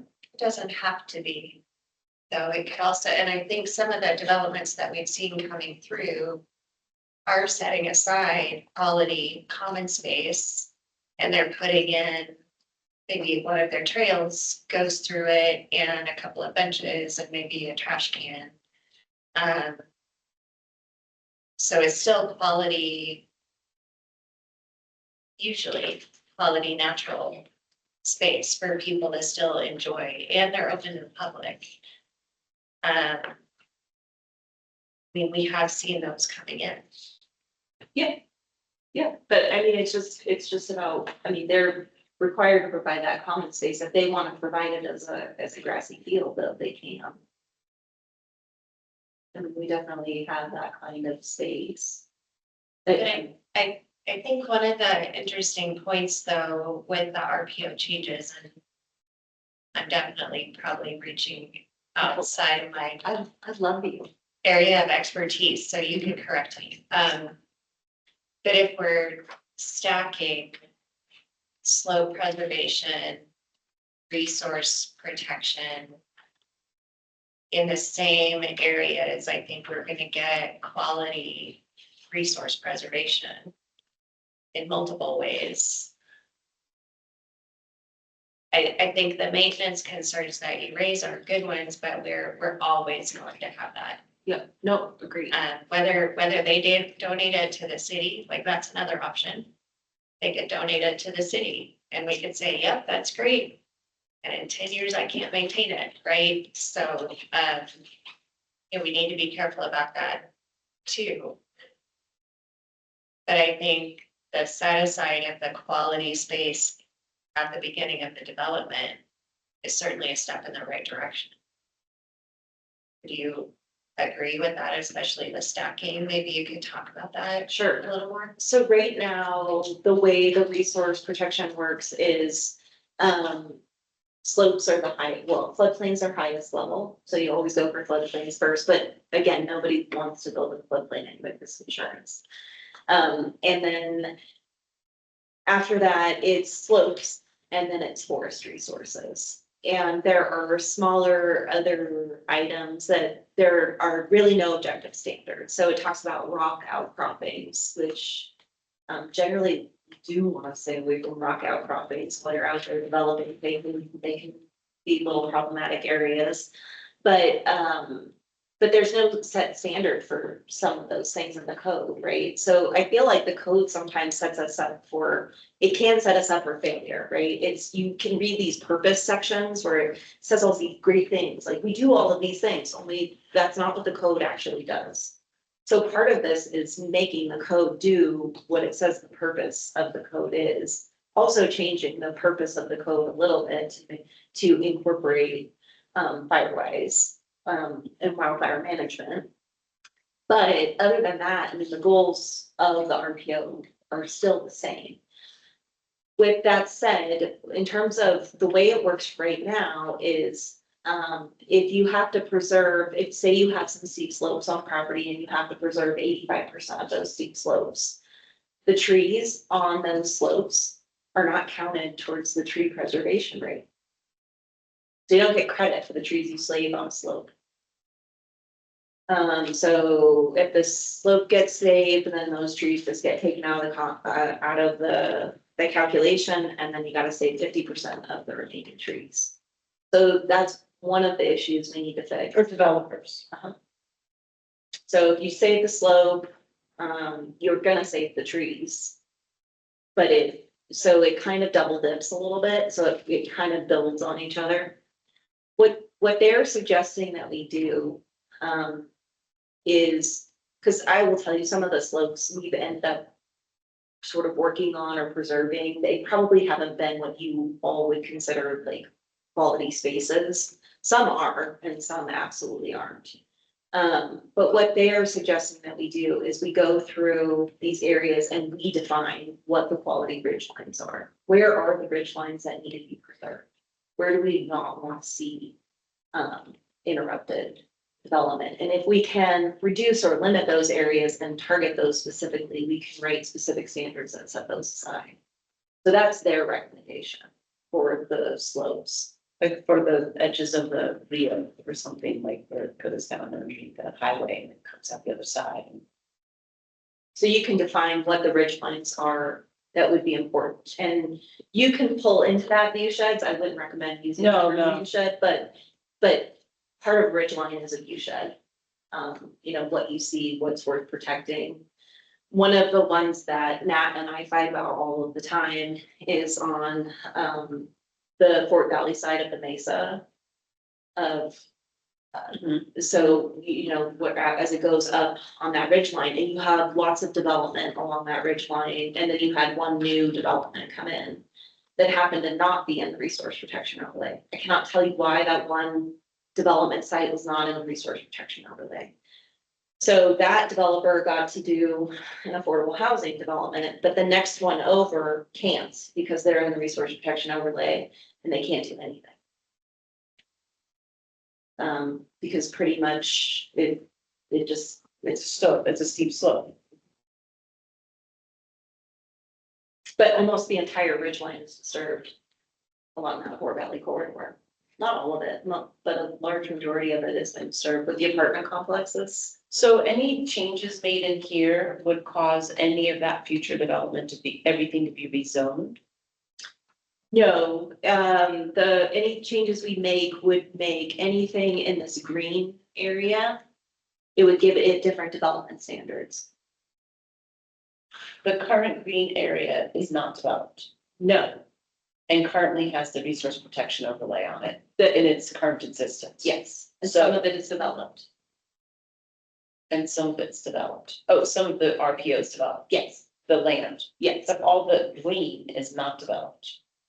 So, No, the green is the resource protection overlay. okay, and then some of it has been developed, okay. Yes. At the time it was created, it was vacant. So we've had a lot. You understand that, like, we're trying to get corridors from like the internal part of the city to, not corridors, but like open spaces out to the Forest Service, like, so that all the high density housing that's gonna go in, nobody in here is against any of that. Right. That all those people don't get in their cars and only drive to the Y, because that's the only access point, or off of Lake Mary Road. Like, those are the kind of things that we think about, like losing resource protection overlay, where we have great topographical features that could probably get people on foot to the Forest Service boundaries, where we don't actually have identified access points from the Forest Service. I don't even know if I should talk about those. No, I love it, but I want to clarify, nobody's talking about losing the RPO. No, I know, but changing the RP, like, like, it's like, we don't even know how the RPO really helps us currently, or I mean, it helps, like, support. So the RPO doesn't get you legal access. No, anywhere. none, yeah, but because of currently, the way I understand it, if there's like certain topography ruggedness that would be very difficult to build on, then maybe we can get access supporting climate change by, having people being pedestrians and accessing to the south versus getting in their car and driving to the north and up Fort Valley Road, where is the other trailheads, like, so those are the kind of things, like, that's the kind of stuff that we think about in our meetings, like, okay, how do we make this work for us? Because like, we think that going back to what Nat was talking about, the characteristics of Flagstaff are, dang, I could jump my mountain bike and go mountain biking, but we want to make sure that all the new infrastructure building also provides those kind of great livability aspects without them having to get in their car and drive to another part of the town. Like, they also have those access points, and maybe the RPO, the way it's supported would, somehow in the great big picture, everyone else would get on board with that. So this is what I would tell you, is I would not rely on the RPO to make. No, there's a lot of different entities in this. I would not rely on the RPO to make that hurdle for you. But we also don't want to lose any benefits from the RPO. Agreed. But what I think we're talking about though is we need to recalibrate, all we're really doing at this point is recalibrating how the current resources we preserve are preserved. Okay, and as long as we don't lose benefits we may currently have, that would be amazing. So the benefits are that a private property owner will save a certain amount of trees and save a certain amount of slope on the property. That's the benefit. So going back to your, going back to your example of the apartment complex that was developed along Fort Valley. And back to Rebecca's comment about the stacking of the RPO with,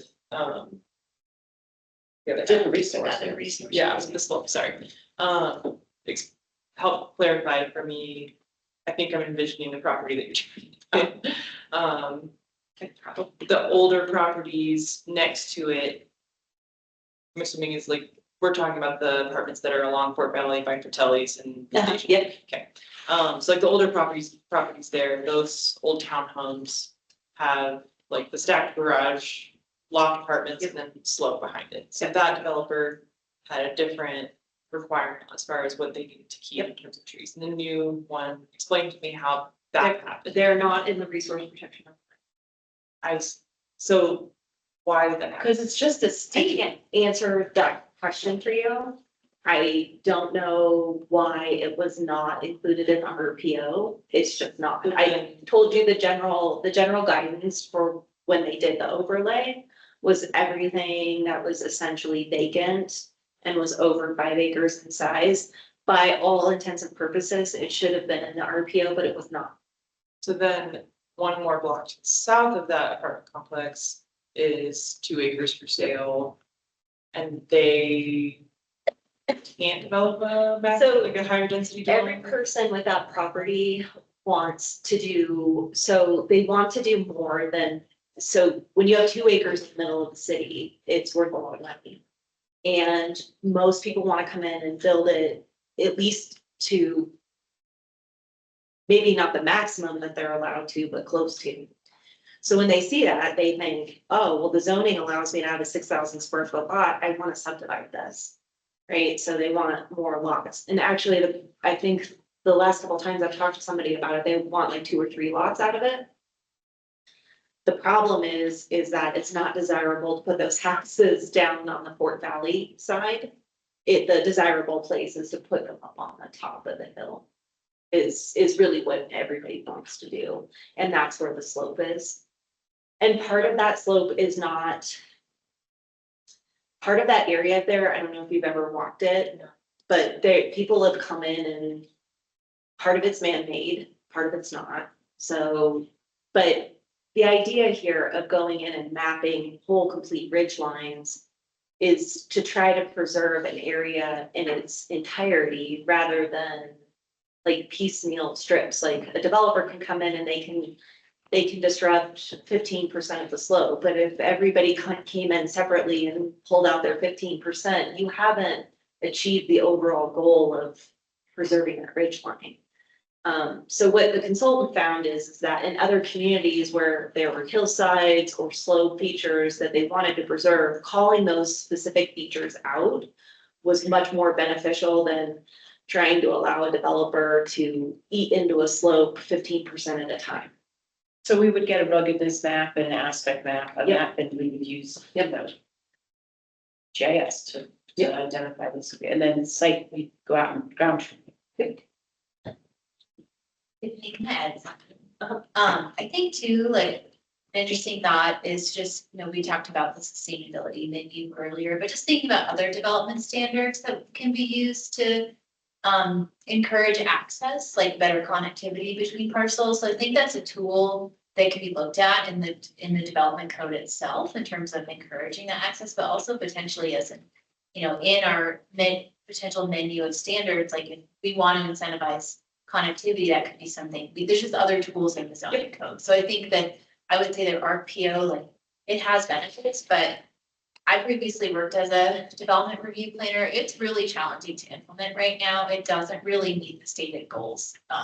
It's not working very well right now, I would say. It does lead to a lot of trees being right next to buildings, increasing fire issues. So I think just being smarter about it and kind of making sure it meets those stated goals is one aspect, but then the other one is really ensuring access. The RPO doesn't actually ensure access. And so it's like, I think there's other tools that are in the toolbox. I think it's good to look at them together. And I think also just to your point about, you don't want everyone driving to the 2 trailheads, like the Y or Lake Mary.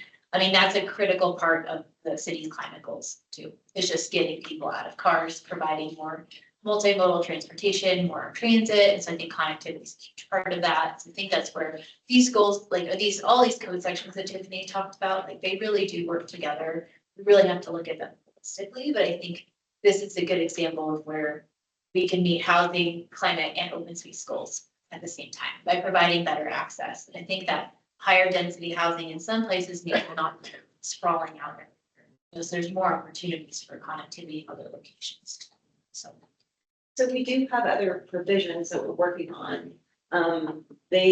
Rebecca has reviewed them. I don't know if you want me to. And I might even been referring to that with my comments earlier, but I mean, I If it's I have it up on my other if screen. it's ready to share, otherwise we can Yeah. bring you back. No, I mean, it's, But I am just about to advertise this for public hearing. So let me just show you where I'm just, And just you have the so time, right? this I'm not like, commission- Yeah, we go to 6. I Okay. mean, we are really supportive of all the changes and oh yeah, like this, so, but I think you have a panel of really well-educated and interesting people here who are passionate about the things that we talk about and poor Robert has to put up with us all. the time. Robert has to put up with me. I just thank you for your time. And Yeah.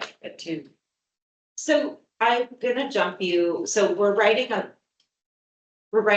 code for a new zoning district. And what the zoning district is it's called planned community, but what it allows a developer to do is come in and sort of create their own building code a little bit, right? Create their own standards.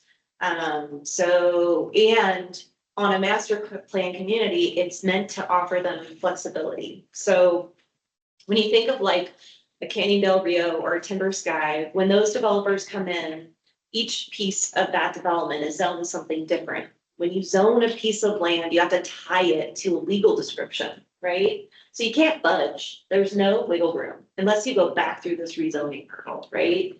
So the whole idea with this is you would have one zoning district, but you would have these more amorphous planning areas inside where you would say, okay, this one's gonna be residential or it's gonna be medium residential and it's gonna have a range of units anywhere between 4 and 12, right? And then at the end of the day, you decide that planning area, you need to add an acre more to it. It's fine. You can do that. Because you're no longer tied to a legal description, right?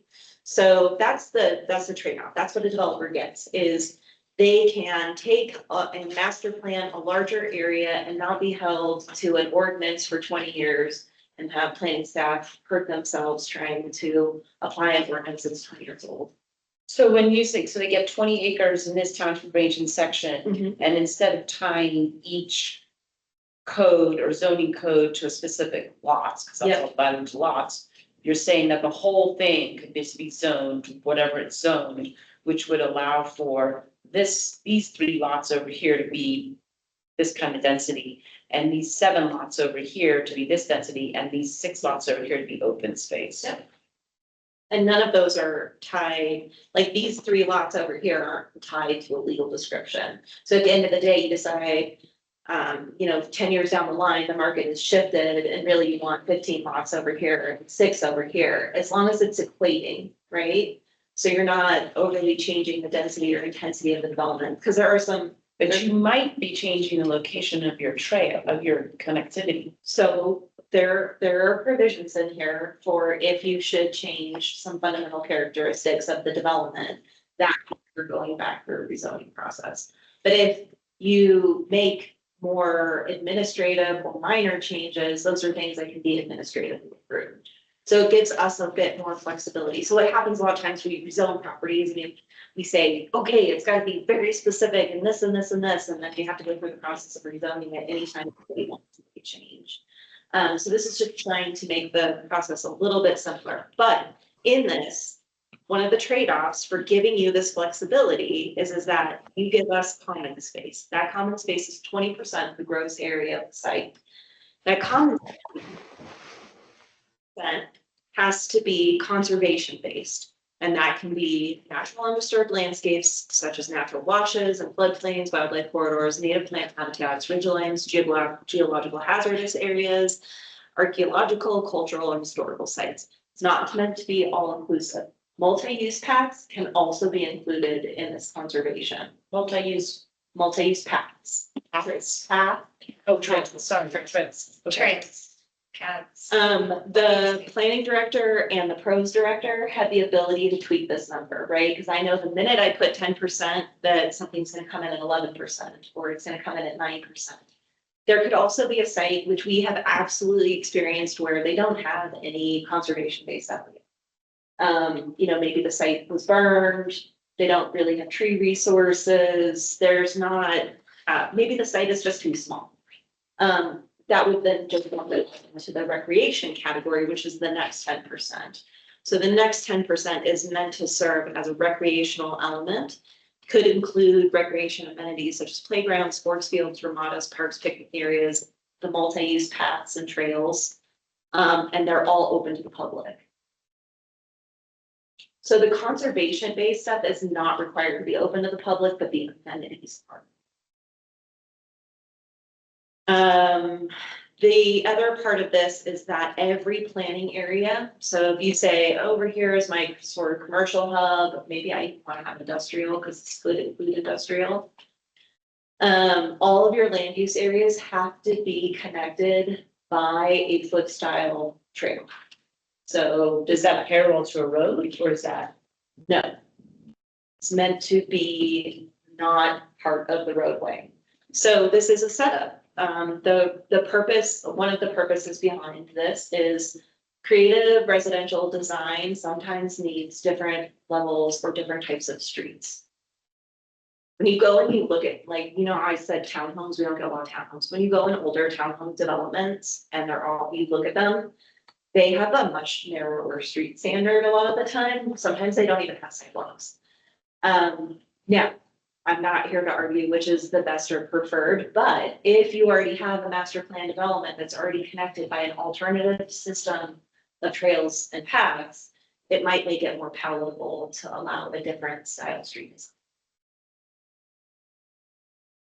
Do the paths, since they don't have to be by roads, is there any requirement that they are within reason connected to other paths nearby? So like if they add in the path, it's not like you have to go to the other side of the development to then get back on the path, right? So the idea is that at a high level, you're gonna show us, so a lot of times you won't know where the path is going until the actual site develops, right? Because it might conflict with the overall building layout.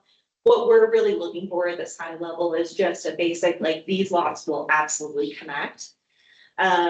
There's always a requirement right now that if you're adjacent to a foots trail, you have to connect your development to that foots trail. What I will tell you about the code that's really bad is in terms of these connections and trails, we never specify what they are or what standard they have to meet. And the goal behind this is to set the specific standard. So we're calling out the foots trail standard.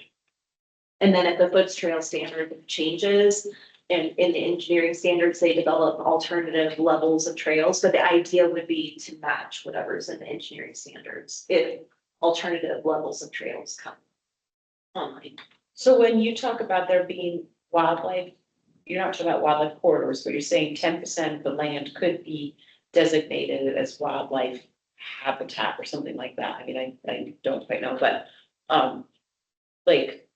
do you actually consult with Game and Fish and ask them, is this piece of land appropriate for whatever we think it is? Or they're telling us, the developer saying, this is for wildlife, but is there some sort of certificate, or is it, because there's a lot of elk over in that southern part that's gonna get developed, and those elk, I don't know, who knows where those elk are gonna go. I've seen migration paths, it's right. Yeah, I don't know. They really could end up in, when I lived in the park, we had elk in your yard all the time. So I just wondered on this wildlife or this thing that you say conservation open space, is there a standard for that? So the regional plan does have some natural resource maps in it that we partially rely on. And I have worked with Game and Fish. I don't do current planning so much. Right. But I have worked with Game and Fish, and I worked with the county when we actually came up with a joint county Game and Fish planner, so that we could work projects together. I did work with Game and Fish on Timber Sky. Their issues have generally been about not blocking corridors, right? So keeping wildlife friendly fencing, maybe pushing the, in that case, it was trying to push that corridor away from dumping wildlife onto I-40 situation. So we have in the past consulted with Game and Right, Fish. so in these new, I'm just calling these new descriptions where you say like 10%. And and the developer might, and it's not open to the public, and the developer might say, well, this 10% is wildlife habitat. Like, or this 10% is conservation, We like, would how does that- we yeah. would want something to back that up. Okay. Like, right, so either we're seeing something in the regional plan maps that are calling that out as something that's a value, high value natural resource. Or, you know, we're getting some information from an agency. so there's a standard. There's not a standard necessarily for what is a wildlife Okay. corridor. Okay. It's, the idea here is that if there are those areas identified on your site, they could be used to fulfill the conservation-based common space requirement. And Tiffany, you said it's not, the conservation area does not have to be open to the public, but if there's a trail in it, it It would be, does. yes, the trail does. So I just, because that's been something that we've been talking about. It is public access to these.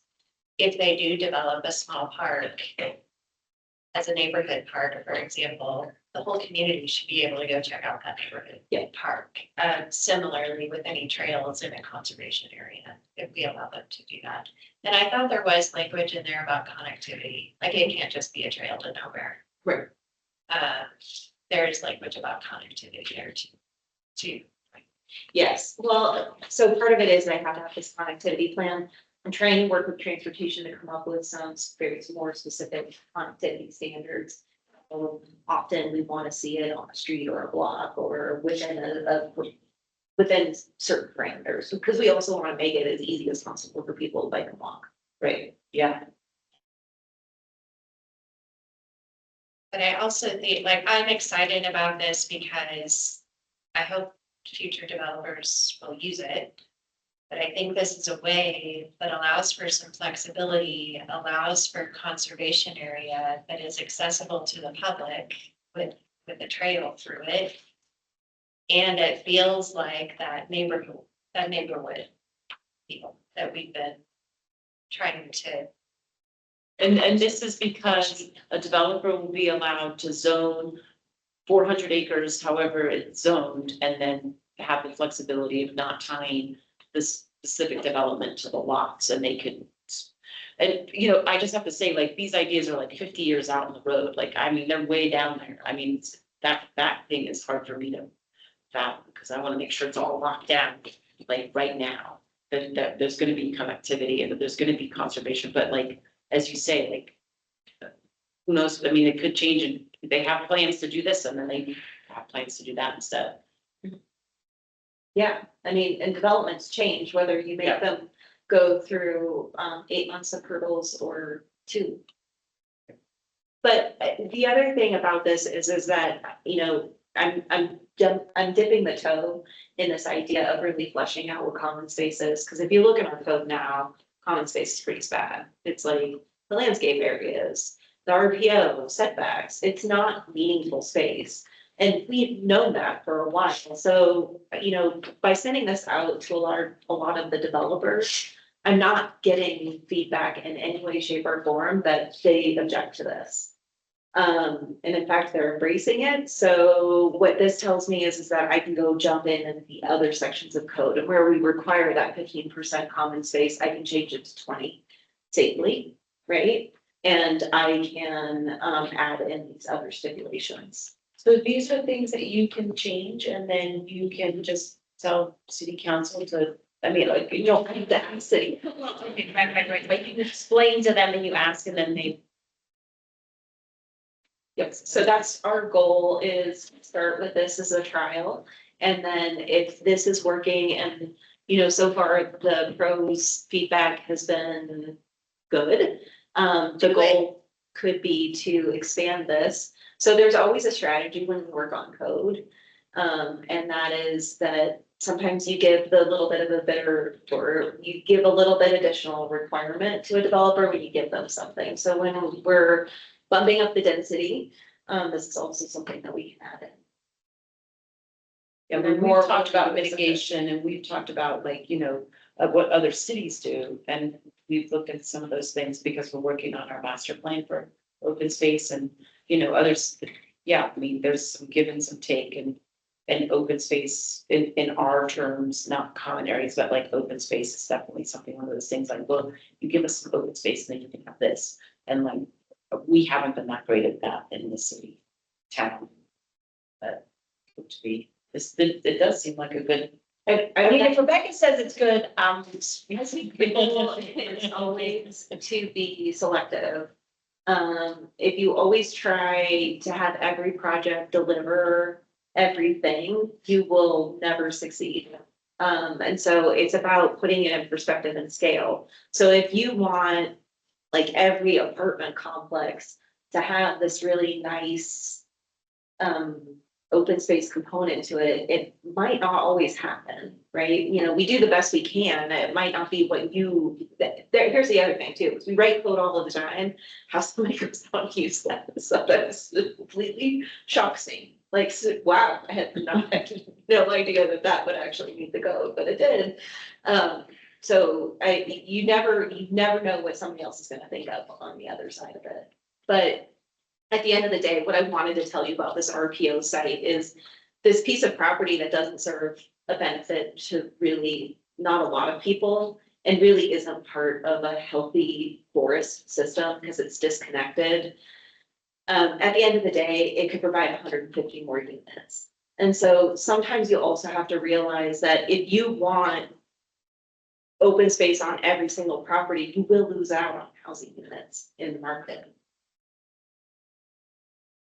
So trying to figure out where you want those resources to be, get the most meaningful resources. I mean, how much influence do you have on the area we were talking about? And if I know exactly, I mean, because I live over there, I live by Osage. So this is totally my world where if I'm like, oh my gosh, how are we gonna handle more traffic? I can't believe how much it backs up already.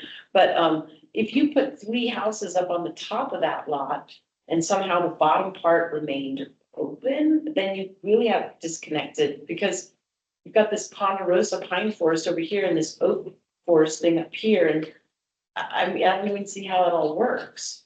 Yeah, I mean, But who's in charge? Like is there any way to be like, that's not gonna work in this community or because it's private property, you don't have any say?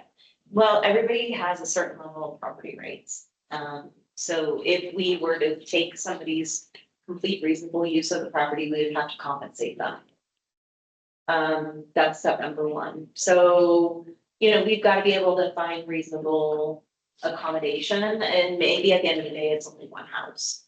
But 3 houses, I wouldn't worry traffic wise. No, not that. No, I was just thinking if more high density went in there, which people need somewhere to live, but I mean, I don't think high density is the answer there, and it's not zoned for it, but it is zoned for more than 1 house.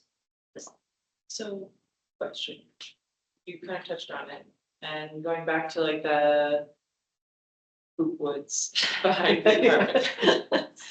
That could have been more units instead of a kind of useless open space. Can the code retroactively or in that essence, like let's say, developer buys this lot, they want to build 120 units and they cut out that 20% of property preserved for open space and community space because it's better served as housing. Does any adjacent vacant lots on that overlay then have to be remaining like a greater percentage of open space? Like all of a sudden, like Homie's property over here has to all of a sudden be 50%. No, so it doesn't quite work that way, but no. What is really interesting is there are, I think, 3 apartment complexes in a row. This is Woodlands Village. So these back up to Kohl's. So if you go into Kohl's parking lot, there's this really big retaining wall and this sits up back behind. And what's really interesting is how each of them managed the resource protection overlay.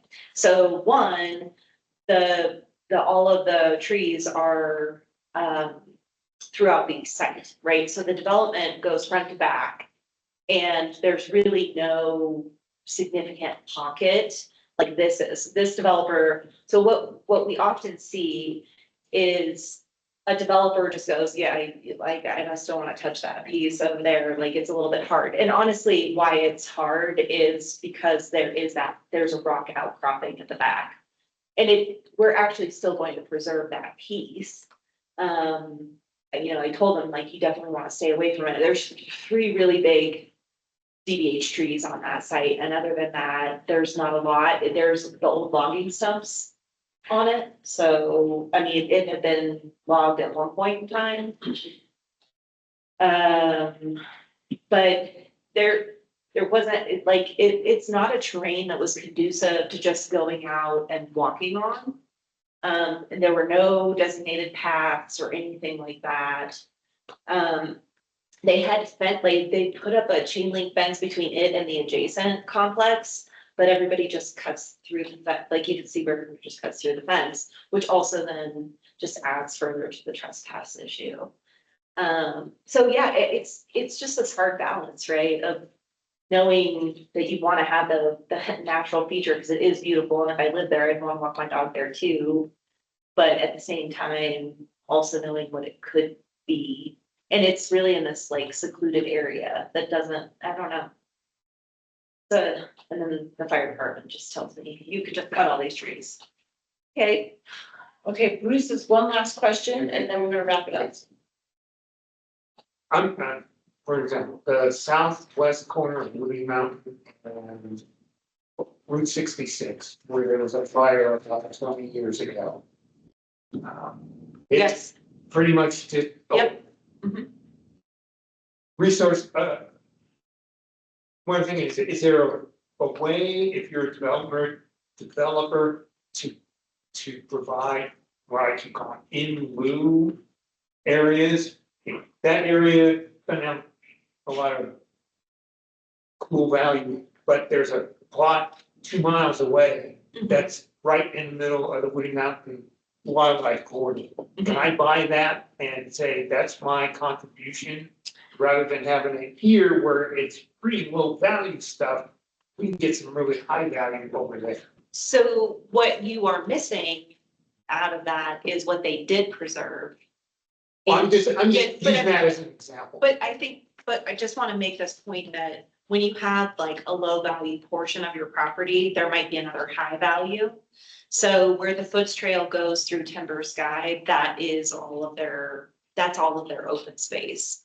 And it surrounds the Foots. So it does what you are looking for, which is to set the Foots away from the road. It follows the drainage corridor. It also follows the sewer line, because that's the easiest place to put the Foots. Because you're already going to put in the access road anyway. But it's got trees and buffer on it from residential development. So I just wanted to point that out. But is there a process for doing the in lieu of a developer going out and buying like some other high value property? I mean, I'm sure we could consider it. I think the likelihood of a developer doing it is fairly low. I think they'll give us a portion of what they already have. Fair. Because Okay, sorry, we try to talk this. yeah, no, you're amazing. We've learned a lot. Is there any public comment, question online? There was one, but I think it's just going. Man, like Harrison. I'm gonna jump, thank you so Yes, incredibly much. thank I'm just gonna wrap up our meeting, but yeah. Yeah. Robert, I think about Councilmember Schultz said that. yeah, I just, yep, you're next. Thank you. And I realize we're short on time, out of time. I would, as a city council member, our new city manager, Joanne King, is putting together a strategic plan initiative process. She's bringing in a consultant. We've had one preliminary session. She's setting up another session. And her goal is to have a strategic plan for the next 3 to 5 to 10 years for the city. as your city council liaison, I would like to receive your input, each of you, not at this moment because we're out of time, but give me a call. If you want to write down my cell phone number, it's 928-814-9643. Love to hear from individual commissioners on what you think should be in the strategic plan for the city. You know, let's call it a 10-year plan. And like I say, we've got a dialogue process that City Manager Keene is setting up. I think the next big face-to-face meeting is in September. So there's time, but I'd like to hear from each of you. Strategic plan compared to what we just passed. Yeah, what we just passed was the regional plan, Yeah. 2045. Yeah. That's kind of like land use planning. The strategic plan, as I understand it, the city has a goal, you know, we want to be a nice place to live. We have a vision. So under that mission and vision statement, they're kind of fluffy, you know. But you get down to, okay, how are we gonna go forward over the next 10 years in a strategic way to have development, growth? To what extent should we grow our city or should we stay the same size? To what extent do we want to bring in new businesses? Except for data centers. You know, tourism. Do we want to have more tourism or are we satisfied? We've got enough tourism now. Let's stay local. So I realize we don't have time to get much feedback now, but I look forward to hearing from any of you who have ideas on the strategic plan. Do you have a timeline for? Yeah. Over the next month or two, give me a call. Okay, Can we send you to your city email? Sure. and are we commenting as open space commissioners or as individuals? Individuals, As I individuals, think is what I'm hearing. If we wanted it to be as an open spaces commission, I'd like to talk to Joanne about when she's planning on involving commissions, because I'm not sure when she has that in the plan or if she does. But what I hear you asking for is individual input. as individuals, okay, perfect. I'm glad you made that point of clarification and yeah, thank you. Okay, Yeah, I make just one quick statement. We have two housing problems. One is workforce housing, and that's not being addressed at all, what we just heard. And the other is the cost of housing for everybody in general. Workforce. oh, yes. You know, it's, I think, two different issues. You're gonna have to take notes when Matt calls you. He might send you a letter, which will help. Okay, thank you very much. Okay, I'm gonna skip the next ones, and then the only other thing is that I wanted to make sure that you looked through your email, and Rebecca's invited or forwarded the email from the parking strategic plan process. I think it's June 25th. Is that right? It's Wednesday, yeah, in 2 days. In 2 days, if you're Yeah. interested in going. The 25th, is that 2 days? Yeah. 24th? Yeah. It's 24th. The only thing is that Wednesday it's at also 5 music in the park, which I can't remember where that's at right now. This week, we were supposed to be in Kachina Village and we just requested to move it. So Oh, you we'll missed be it. at McMillan Mesa Park this week. McMillan Mesa Park. Did you know there was a McMillan? No, Mesa? I don't even know what that is. Like where It's on Pine Cliff. it's Just south of McMillan Mesa. like south basis. Yes, Oh, like you park in the U neighborhood and Horseshoe neighborhood? there's a little, Yeah, thank you, Robert. There's a little parking lot. It's on farm, There's- there's a park. Okay. Yeah. I'm near the church. But on the other side of the gate. Oh, okay. On the north side. Um, We just put in a new play structure there. That's pretty awesome. So come over and play on it. Yep. Perfect. Or you could go to the parking meeting, because that's also happening. Any more instructional or informational items from staff or commissioners? Robert? Okay. Can I, potential future agenda items? Our next meeting is July 27th. I don't have anything on the agenda as of yet.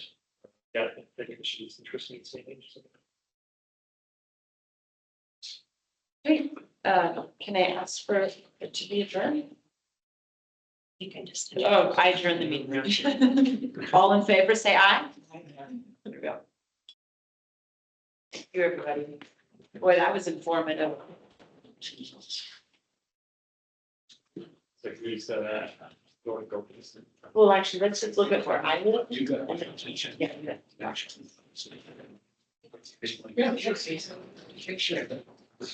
Right, like, Seriously. As far as kids.